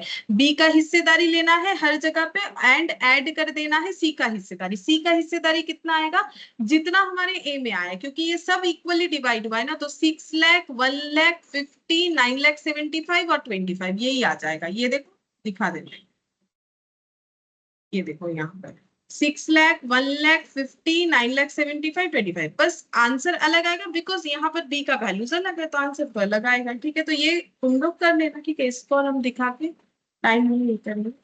और यहाँ पर हम लोग का एमसीक्यू आ जाता है, ठीक है। एमसीक्यू में क्या बोला है, बोल रहा है कि state which of the following statements are incorrect, कौन सा इनकरेक्ट है वो हमें बताना है, ठीक है। तो जैसे यहाँ पर बोला है, बहुत बड़ा बड़ा डेटा दिया हुआ है लेकिन हम ठीक है पढ़ के बता देते हैं। बाकी देखो यहाँ पर एक एक पॉइंट जो है ऐसा दिया हुआ है जिसको देख के हम लोग आसानी से बता सकते हैं कि हम लोग का आंसर क्या होना चाहिए, ठीक है। जैसे यहाँ पर बोला है the requirements relating to accounting for joint venture in consolidated financial statement according to proportionate consolidated method, मतलब अभी अभी जो मेथड हम लोगों ने कंप्लीट किया है, contained in AS 27 applies only when consolidated financial statements are prepared by venture। बोल रहा है AS 27 में ये जो consolidated financial statement हम लोग बनाते हैं joint venture में proportionate consolidated method में, ये हम लोग तभी अप्लाई करते हैं जब consolidated financial statement प्रिपेयर करते हैं। ऑब्वियसली consolidated तो किया ए और सी का, और होमवर्क में दिया बी और सी को करने के लिए, तो ये करेक्ट है, इनकरेक्ट पूछा। फिर बोला है देखो same, the requirement relating to accounting for joint venture in consolidated financial statement according to proportionate consolidated method as contained in AS 27 applies irrespective whether consolidated financial statement prepared by venturer or not. ये बोला है ना irrespective, ये तो गलत बोला है ना, कि ऐसा थोड़ी है कि कंसोलिडेटेड फाइनेंशियल स्टेटमेंट बने या ना बने हम लोग ये प्रोपोर्शनेट मेथड यूज करेंगे। तो फिर प्रोपोर्शनेट करके जोड़े किसको, एक के साथ सीखो, तो कंसोलिडेट होगा तभी ना करेंगे, तो ये गलत दिया हुआ है। फिर बोल रहा है an investor in joint venture which does not have joint control, अगर कोई इन्वेस्ट कर रहा है लेकिन कंट्रोलिंग नहीं है, should report its interest in joint venture in its consolidated financial statement in accordance with AS 13, AS 21, AS 23 as the case में भी। ये तो मैंने पहले दिन ही बोला था कि अगर कोई जॉइंट वेंचर नहीं कर रहा है, ठीक है, सिर्फ इन्वेस्ट किया है, तो वो इन्वेस्टर कहलाएगा। तो एस 13 अगर इन्वेस्टमेंट 20% से ज्यादा है, 20% या 20% से ज्यादा है, तब एस 23 हो जाएगा, वो एसोसिएट कंपनी हो जाएगा। और अगर 51% से ज्यादा है तो कंसोलिडेटेड फाइनेंशियल कंसोलिडेटेड बन जाता है, मतलब होल्डिंग सब्सिडियरी रिलेशन हो जाता है, तब एस 21 यूज होगा। तो ये थर्ड वाला पॉइंट भी हमें सही दिया हुआ है। तो जो गलत पॉइंट है दैट इज पॉइंट नंबर 2, ठीक है, पॉइंट नंबर 2, यानी हमारा आंसर हो जाएगा बी, ठीक है, ऑप्शन बी हो जाएगा। फिर सेकंड वाला देखो, identify which of the following is not a features of jointly controlled operation. JCO का फीचर्स क्या नहीं है बोल रहा है, ठीक है। तो जेसीओ अपने कॉपी में देख के याद कर लो। जेसीओ का मतलब वेंचर्स जो है अपने अपने एसेट लाके काम करेंगे, एग्रीमेंट होगा जॉइंटली ऑपरेशंस को कैरी करने का, एक्सपेंसेस रेवेन्यू को शेयर करेंगे एग्रीड रेशियो में। बोल रहा है each वेंचरर has his own separate business, ठीक है, तो ये बात तो सही है। फिर बोल रहा है कि there is a separate entity, नहीं सेपरेट एंटिटी तो इसमें होना ही नहीं चाहिए, सेपरेट एंटिटी तो जेसीई में होता है। तो बाकी आगे का देखो या ना देखो, हमें इनकरेक्ट तो मिल ही गया ये वाला। बाकी अगर देखना भी है तो each venture record only is own transaction without any separate set of books maintain for the joint venture business. ये मैंने मेथड्स में बता रखा है, यहाँ पर ये देखो सेपरेटली कैसे बनता है, इस पे हम लोगों ने इलास्ट्रेशन 1 भी कर रखा है, तो ये बात तो सही बोल रखा है। कॉमन एग्रीमेंट होता है सभी के बीच में, वो तो देखो मैंने लिखवा रखा है, agreement to jointly carry on the business. तो आंसर हम लोग का 2 का बी हो जाएगा। 3 में आते हैं जेसीए के केस में, कौन सा बोल रहा है इसका फीचर्स नहीं है, ठीक है। तो बोल रहा है there is a separate legal identity, ठीक है, ये बोला है। तो 3 का ये वाला तो फिर गलत ही बोल रहा है, सेपरेट ये तो जेसीई में होता है, सेपरेट लीगल एंटिटी तो बनता ही नहीं, तो उसके हिसाब से पॉइंट ए हमारा आंसर होना चाहिए, 3 का है। बाकी सब इसका मतलब जेसीए के पॉइंट के साथ मिलेगा। जेसीए के मतलब एसेट बनाने वाला कंसेप्ट, ठीक है, जो इलास्ट्रेशन 2 आज हम लोगों ने किया, there is a common control over joint asset, सही बात है। Expenses jointly held assets are shared by venturer as per the contract, obviously अभी हम लोगों ने देखा था ना 6 लाख को 2 लाख 2 लाख 2 लाख करके, ये वाला सेकंड पॉइंट, ठीक है। थर्ड पॉइंट में in their financial statement वेंचरर shows only their share of asset and total income earned bye them along with total expenses incurred by them, तो ठीक ही बोला है। फाइनेंशियल स्टेटमेंट में जॉइंट वेंचरर, हम लोगों ने भी स्टेटमेंट बनाया भी ना, तो वो लोग क्या दिखाते हैं, अपना शेयर ऑफ एसेट, इनकम, ये सब दिखाते हैं, शेयरिंग अपना, ठीक है। फोर्थ नंबर में क्या बोला है, फोर्थ नंबर में बोला है कि आइडेंटिफाई विच इज और are feature of jointly controlled entity. JCE का फीचर्स क्या है, जेसीई में हम लोग क्या करते हैं, जेसीई का देख लो। जेसीई में हम लोग अपना अकाउंटिंग रिकॉर्ड्स खुद करना पड़ता है, प्रोपोर्शनेट कंसोलिडेशन मेथड यूज होगा। तो यहाँ पर बोल रहा है venturers create a new entity, ये तो सही है, ठीक है। हमें बोला है विच इज, अच्छा कौन कौन सा है, तो पॉइंट 1 हमारे आंसर में आएगा। फिर बोल रहा है all the venturers pool their resources under new banner and this entity purchase its own asset, create its own liability, expenses are incurred by the entity itself and sales are also made by the entity। बोल रहा है कि सारे वेंचरर अपने resources इस entity, मतलब जो separate entity बन रहा है उसके लिए लेके आएंगे और इसका ओन एसेट होगा, ओन लाइबिलिटी होगा, ठीक है। फिर उसी एंटिटी के अंडर जो है एंटिटी, मतलब वही एंटिटी फिर अपना काम स्टार्ट करेगी। मतलब जैसे सी लिमिटेड, हम लोगों ने अभी थोड़ी देर पहले जो क्वेश्चन किया ना, तो सी लिमिटेड अपना काम अपने ही हिसाब से स्टार्ट करेगी। उसके बाद यहाँ पर बोल रहा है ये वाला हमें बताना है कौन सा फीचर्स है। अच्छा फिर देख लेते हैं और क्या बोला है यहाँ पर। थर्ड नंबर पे बोला है the revenue and expenses of the entities shared by the वेंचरर in equal ratio. अभी तो वही किया अकाउंटिंग, वही तो होता है प्रोपोर्शनल मेथड। 1 और 2 तो सही है, ठीक है। अच्छा 1 और 2 सही, 1 और 3 सही है। देखते हैं यहाँ ऑप्शन में क्या दिया है। पॉइंट नंबर 1 ओनली नहीं, ये तो होगा नहीं, ठीक है। पॉइंट नंबर 1 तो होगा नहीं, क्योंकि पॉइंट नंबर 3 भी सही लग रहा है। 2 को और एक बार हम पढ़ लेते हैं, ठीक है। और ऑप्शन एक बार देख लेते हैं क्या बोला है। ऑप्शन है 1 एंड 2, पॉइंट 2 पॉइंट 3। अच्छा ठीक है, तो यहाँ पर हमें पूछा है कि identify which is are features of jointly controlled entity. Fourth number का यहाँ पर आंसर दिया है सी दिया है। अच्छा नहीं है, विच इज और आइडेंटिफाई विच इज और आर फीचर्स ऑफ, फीचर्स है बोल रहा है, फीचर्स है। तो फीचर्स तो ये भी है, venturers create a new entity for their joint venture business, का मतलब नहीं है, होना चाहिए। Revenue and expenses of entities shared by the venturers in equal ratio only। अच्छा या ये वाला जो है यहाँ पर, ये देखो ये एग्रीड रेशियो में होगा ना, ये वाला इक्वल रेशियो में होगा ऐसा जरूरी नहीं। अभी हमारे क्वेश्चन में इक्वल रेशियो में था, वो बात अलग है, ठीक है। ये वाला पॉइंट तो नहीं होगा ना, थर्ड वाला पॉइंट ये यहाँ पर गलत हो जा रहा है। थर्ड वाला पॉइंट नहीं होगा, यानी थर्ड वाले पॉइंट का जो ऑप्शन है वो हमारा आंसर गलत होगा, क्योंकि यहाँ पर बोला है इक्वल ओनली, ठीक है। लेकिन इक्वल होगा ऐसा जरूरी नहीं। इस क्वेश्चन में इक्वल था तो हम लोगों ने किया, जैसा होगा रेशियो उस रेशियो में हम लोग शेयर करेंगे, ठीक है। फिर यहाँ पर बोल रहा है venturers creates a new entity for their joint venture business. तो venturer creates a new entity, यहाँ पर new entity is created for their, यहाँ कुछ लैंग्वेज में कुछ ऐसा है क्या जो मुझे नहीं समझ में आ रहा है, लेकिन ये इन्होंने बोल रखा है फोर्थ का आंसर हमारा सी होना चाहिए। सी का मतलब पॉइंट 2, तो पॉइंट 3 तो देख लिया मैंने, इक्वल रेशियो है बोल के इन्होंने ये कैंसिल आउट कर दिया। All the venturers pool their resources, ये तो सही है कि अपने रिसोर्सेज को जो है ये लाएंगे और उसके हिसाब से उस जिस एंटिटी को नया क्रिएट करेंगे उस एंटिटी के थ्रू से उस रिसोर्सेज और वो सारी चीजों का यूज करेंगे। वेंचरर creates a new entity for their joint venture business, ये भी मैम तो मुझे, पॉइंट नंबर 1 और 2 राइट होगा। हाँ मुझे तो 1 और 2 दोनों राइट लग रहा है। 1 एंड 2 ऐसा कोई ऑप्शन है? हाँ है, बी होगा मेरे हिसाब से, बी होना चाहिए, ठीक। अच्छा फिफ्थ नंबर का देखते हैं। फिफ्थ नंबर में बोला है from the date of discontinuing the use of, अच्छा इसका मैंने बताया नहीं, ये हम बता देते हैं। देखो तो यहाँ पर एक थियोरेटिकल पॉइंट दिया हुआ है, यहाँ बोला है कि ये यहाँ से बता देते हैं। बोल रहा है कि from the date of discontinuing the use of proportionate consolidation method, मतलब अगर हम लोग ये कंसोलिडेशन मेथड जो है इसको अगर हम लोग बंद कर देते हैं तो क्या होता है, तो उसका यहाँ थ्योरी भी दिया है। When is a venture required to discontinue the use of proportionate consolidation method, कब ये बंद कर देते हैं, ठीक है। और बंद करने से क्या होगा, तो यहाँ पर देखो दिया हुआ है, ये वाला पॉइंट, ठीक है, यहाँ पर दिया हुआ है, बोल रहा है venturer should discontinue the use of proportionate consolidation method from the date, कौन से डेट से कर सकता है, it ceases to have joint control in joint venture but retains either in whole or in part it's investment.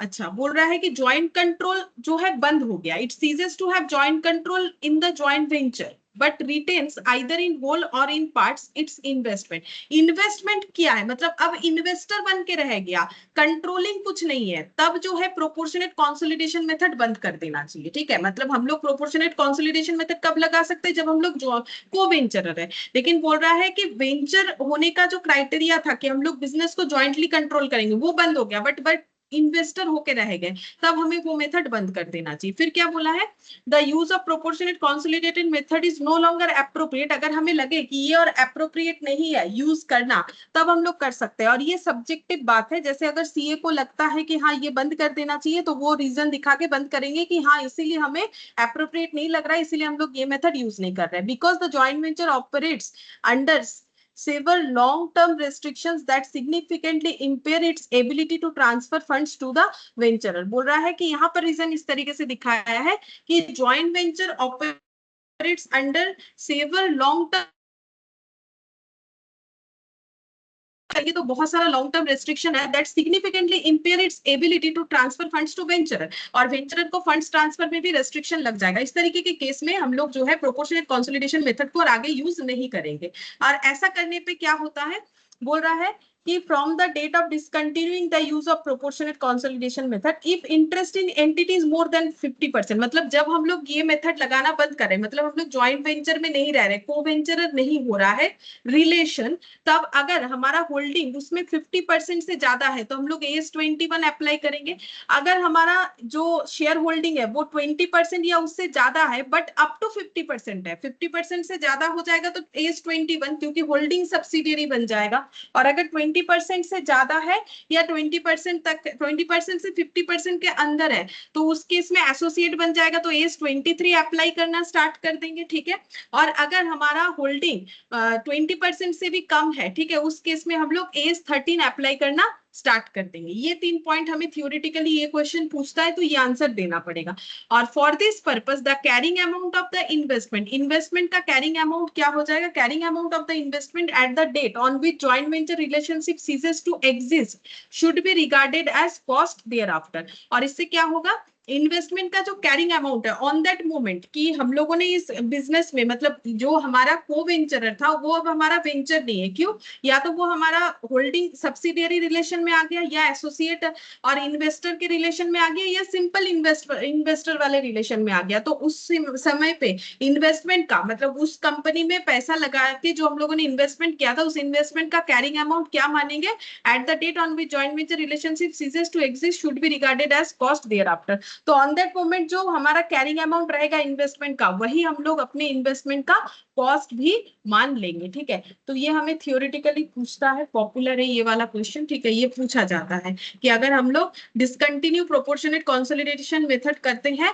तो कब करते हैं और इसके बदले हमारा क्या क्या हो सकता है, ठीक है। और यहाँ पर भी और एक बार भी दिया है, proportionate consolidation method of accounting to be followed except, बोल रहा है इन्वेस्टमेंट कब फॉलो नहीं करना है, बोल रहा है 2 पॉइंट बताया, investment is intended to be temporary, अगर हमारा इन्वेस्टमेंट टेम्पोररी है, ये मैंने भी लिखवाया था, because the investment is acquired and held exclusively with a view to subsequent disposal in the near future, मतलब हम लोग कुछ दिनों के लिए ही उस शेयर को होल्ड कर रहे हैं, ठीक है।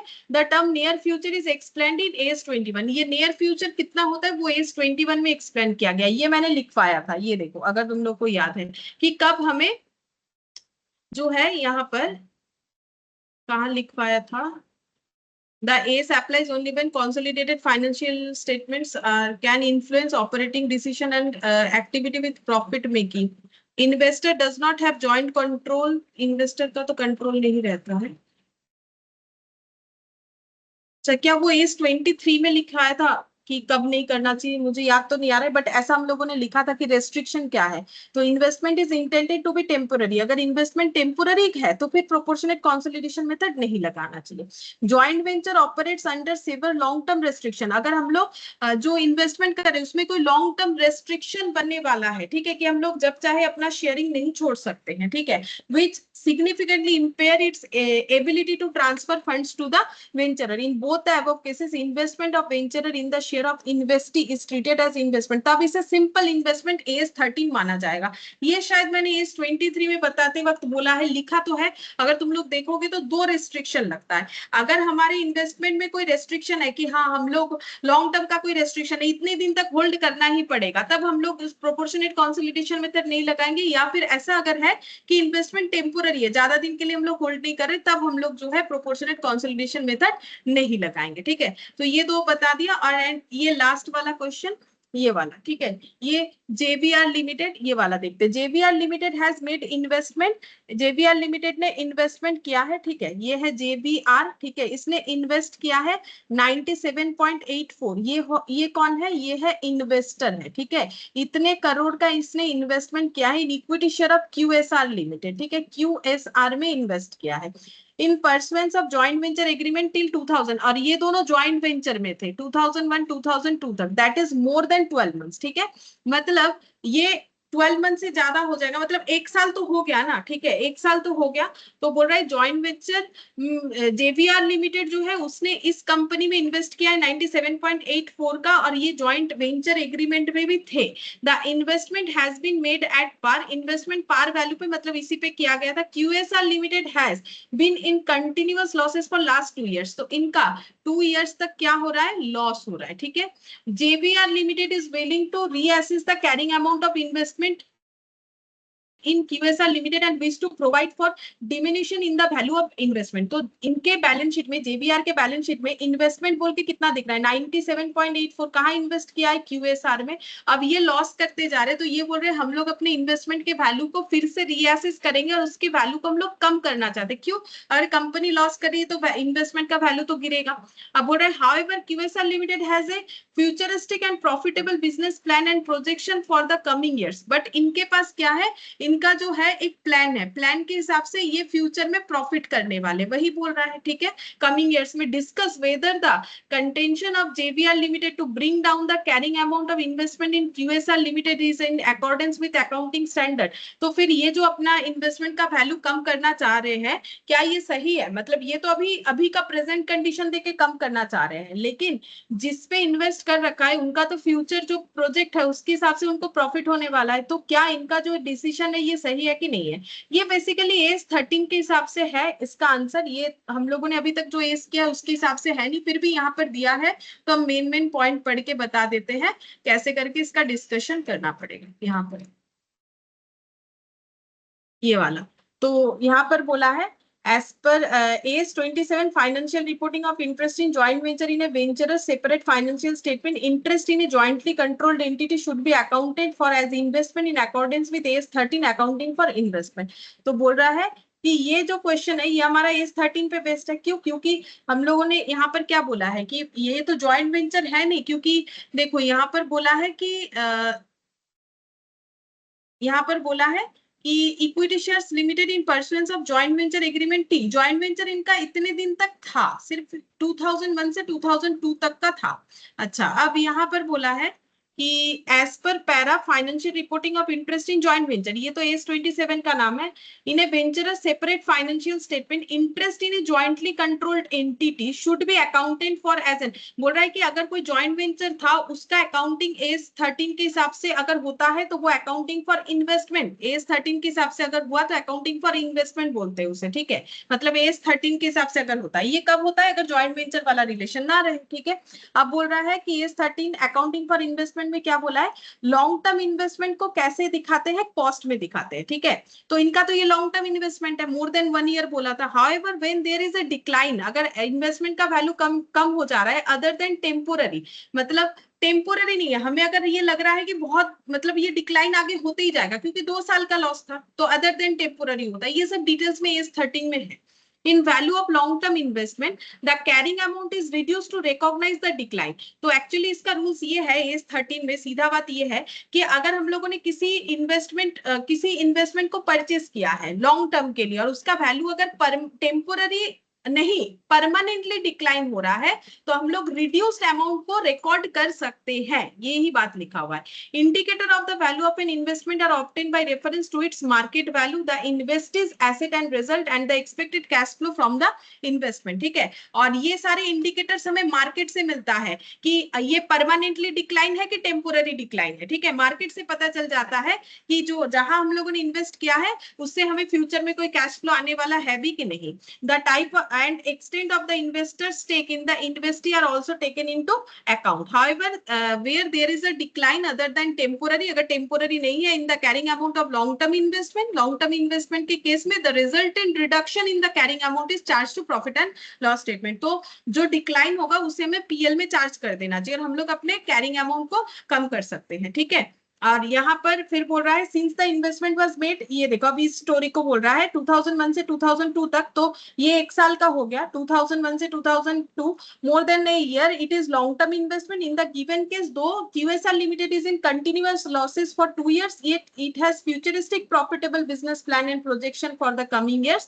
Here one of the indicator that is losses incurred to the companies may lead to diminution in the value of the share, while the other indicator that the company has positive expected cash flow from its business plan does not lead to decline in the value of the shares. तो यहाँ पर दो बात है, एक तो 2 साल से लॉस हो रहा है तो इसका मतलब हम लोग को लग सकता है कि हमारे इन्वेस्टमेंट का वैल्यू हमें कम कर देना चाहिए। दूसरा, इनके पास एक फ्यूचरिस्टिक प्लान भी है जिससे ये बोल रहा है कि इनका फ्यूचर में जो है प्रॉफिट होने वाला है, तो हम लोग फिर ये भी मान सकते हैं कि हमारे शेयर का वैल्यू गिरेगा नहीं जिस कंपनी में हम लोगों ने इन्वेस्ट किया है। तो कंसिडरिंग बोथ द फैक्ट, दोनों फैक्ट को कंसिडर करते हुए, in case the expectation of the profitable business plan and positive cash flow is based reliable presumption, अगर हमें लगता है कि ये रिलायबल है इनका फ्यूचर प्लान, ठीक है, जैसे अगर ऐसा कोई बात हमें पता चले मार्केट से tender in favour of QSR, strong order book की जो प्लान है इनका, तो उसके लिए अच्छा टेंडर जो है इनके लिए बुक हुआ है, या फिर बहुत सारा ऑर्डर आ रहा है उस तरीके के जो प्रोजेक्ट प्लान है इनका, उस प्रोडक्ट का या उस चीज का ऑर्डर आ रहा है, तो हम लोग मान सकते हैं कि पॉजिटिव इंडिकेशन है मार्केट में, तब the decline will be regarded as temporary. तब हम लोग मानेंगे कि हमारे इन्वेस्टमेंट का वैल्यू भले ही अभी गिरा है लेकिन फ्यूचर में नहीं गिरेगा, टेम्पोररी है। In nature and investment in equity share will continue to be carried at cost only, तब हमें उसे कॉस्ट में दिखाना चाहिए, वैल्यू गिरा के नहीं दिखाना चाहिए। However, should the aforesaid presumption be based on projections without reasonable evidence backing the claims, the decline should be regarded as non-temporary in nature, in which case the write down of the carrying amount become necessary in line with AS13। लेकिन अगर हमें ऐसा कुछ भी claim करने का हक, मतलब हम लोग का ऐसा कोई reasonable point of view market से दिख नहीं रहा है, जो क्लेम ये लोग कर रहे हैं ना कि फ्यूचर में हमारा प्रॉफिट होगा, ये होगा, तो फिर हम लोग अपने इन्वेस्टमेंट के वैल्यू को डिक्लाइन कर सकते हैं। ठीक है, ये मानते हुए कि ये टेम्पोररी, नॉन टेम्पोररी वाला नहीं है, ये टेम्पोररी है, मतलब ये गिरते ही जाएगा, ये और आगे जाके सुधरने वाला नहीं है। ठीक है, तो हम लोग अपने कैरिंग अमाउंट को राइट डाउन कर देंगे AS13 के according, thereby implying the contention of QSR limited to be correct. ठीक है, तो फिर QSR लिमिटेड का जो मानना है वो करेक्ट है। ठीक है, तो दोनों चीजों के पॉइंट ऑफ व्यू से बोलना है। अगर मार्केट इंडिकेशन दे रहा है कि ये टेम्पोररी नहीं है, टेम्पोररी है, तो हम लोग वैल्यू को कम नहीं करेंगे, कॉस्ट में दिखाएंगे। लेकिन अगर मार्केट में ऐसा इंडिकेशन आ रहा है कि इनका जो फ्यूचर प्रोजेक्ट वगैरह बोल रहा है आ रहा है, इससे प्रॉफिट होगा, अगर ये सब ऐसे लग रहा है कि नहीं ऐसा कुछ नहीं हो सकता, इनका जो मतलब दावा है वो गलत है, तो उस केस में हम लोग जो है इसको क्या करेंगे, कम करके दिखा देंगे, मतलब इसको मानेंगे कि ये नॉन टेम्पोररी है। ठीक है, तो इस चीज को लिखना पड़ेगा। बाकी ये AS13 से रिलेटेड क्वेश्चन है, लेकिन मुझे नहीं लगता इसको समझने में भी कोई प्रॉब्लम। सीधा बात है, अगर हमें लगे कि ये जो लॉस है इसकी वजह से डिक्लाइन हुआ, ये परमानेंट होने वाला है, तो फिर कम कर दो, और अगर नहीं होने वाला है तो फिर कॉस्ट में ही दिखा सकते हैं। ठीक है, तो ये हम लोग का देखो कंप्लीट हो गया। मैंने जो बोला होमवर्क कर लेना, बी वाला जो यहाँ पर था प्रोपोर्शनेट कंसोलिडेशन मेथड में, ये वाला पॉइंट जो बाकी था तो वो कर लेना पड़ेगा। ठीक है, अच्छा यहाँ मैंने शेयर कैपिटल नहीं लिखा था, वो तुम लोग लिख लोगे, शेयर कैपिटल ये हो जाएगा, ये देखो, ये हम भूल गए लिखवाना, शेयर कैपिटल हम लोग का ये देखो, ये टोटल ये वाला है, ये जो यहाँ पर लिखा है ना, भूल गए हम लिखवाना, 71,40,000, यही वाला यहाँ पर तुम लोग को लिख देना है। ये 71,40,000 को डिवाइडेड बाय 3 करके जितना आएगा उतना लिख देना है। ठीक है, ये हम भूल गए, ये हो जाएगा 71,40,000। ठीक है, ये डिवाइडेड बाय 3 करने से जितना आएगा 71 लाख 40 डिवाइडेड बाय 3 करने से कितना आएगा, ये दिख गया मुझे, वो तो ढूंढ रहा था। हम 2380। हाँ 2380 ये सभी में लिख लेगा। ठीक है, ठीक है, फिर कंप्लीट हो गया। नेक्स्ट क्लास में हम लोग दूसरा कुछ चैप्टर स्टार्ट करेंगे।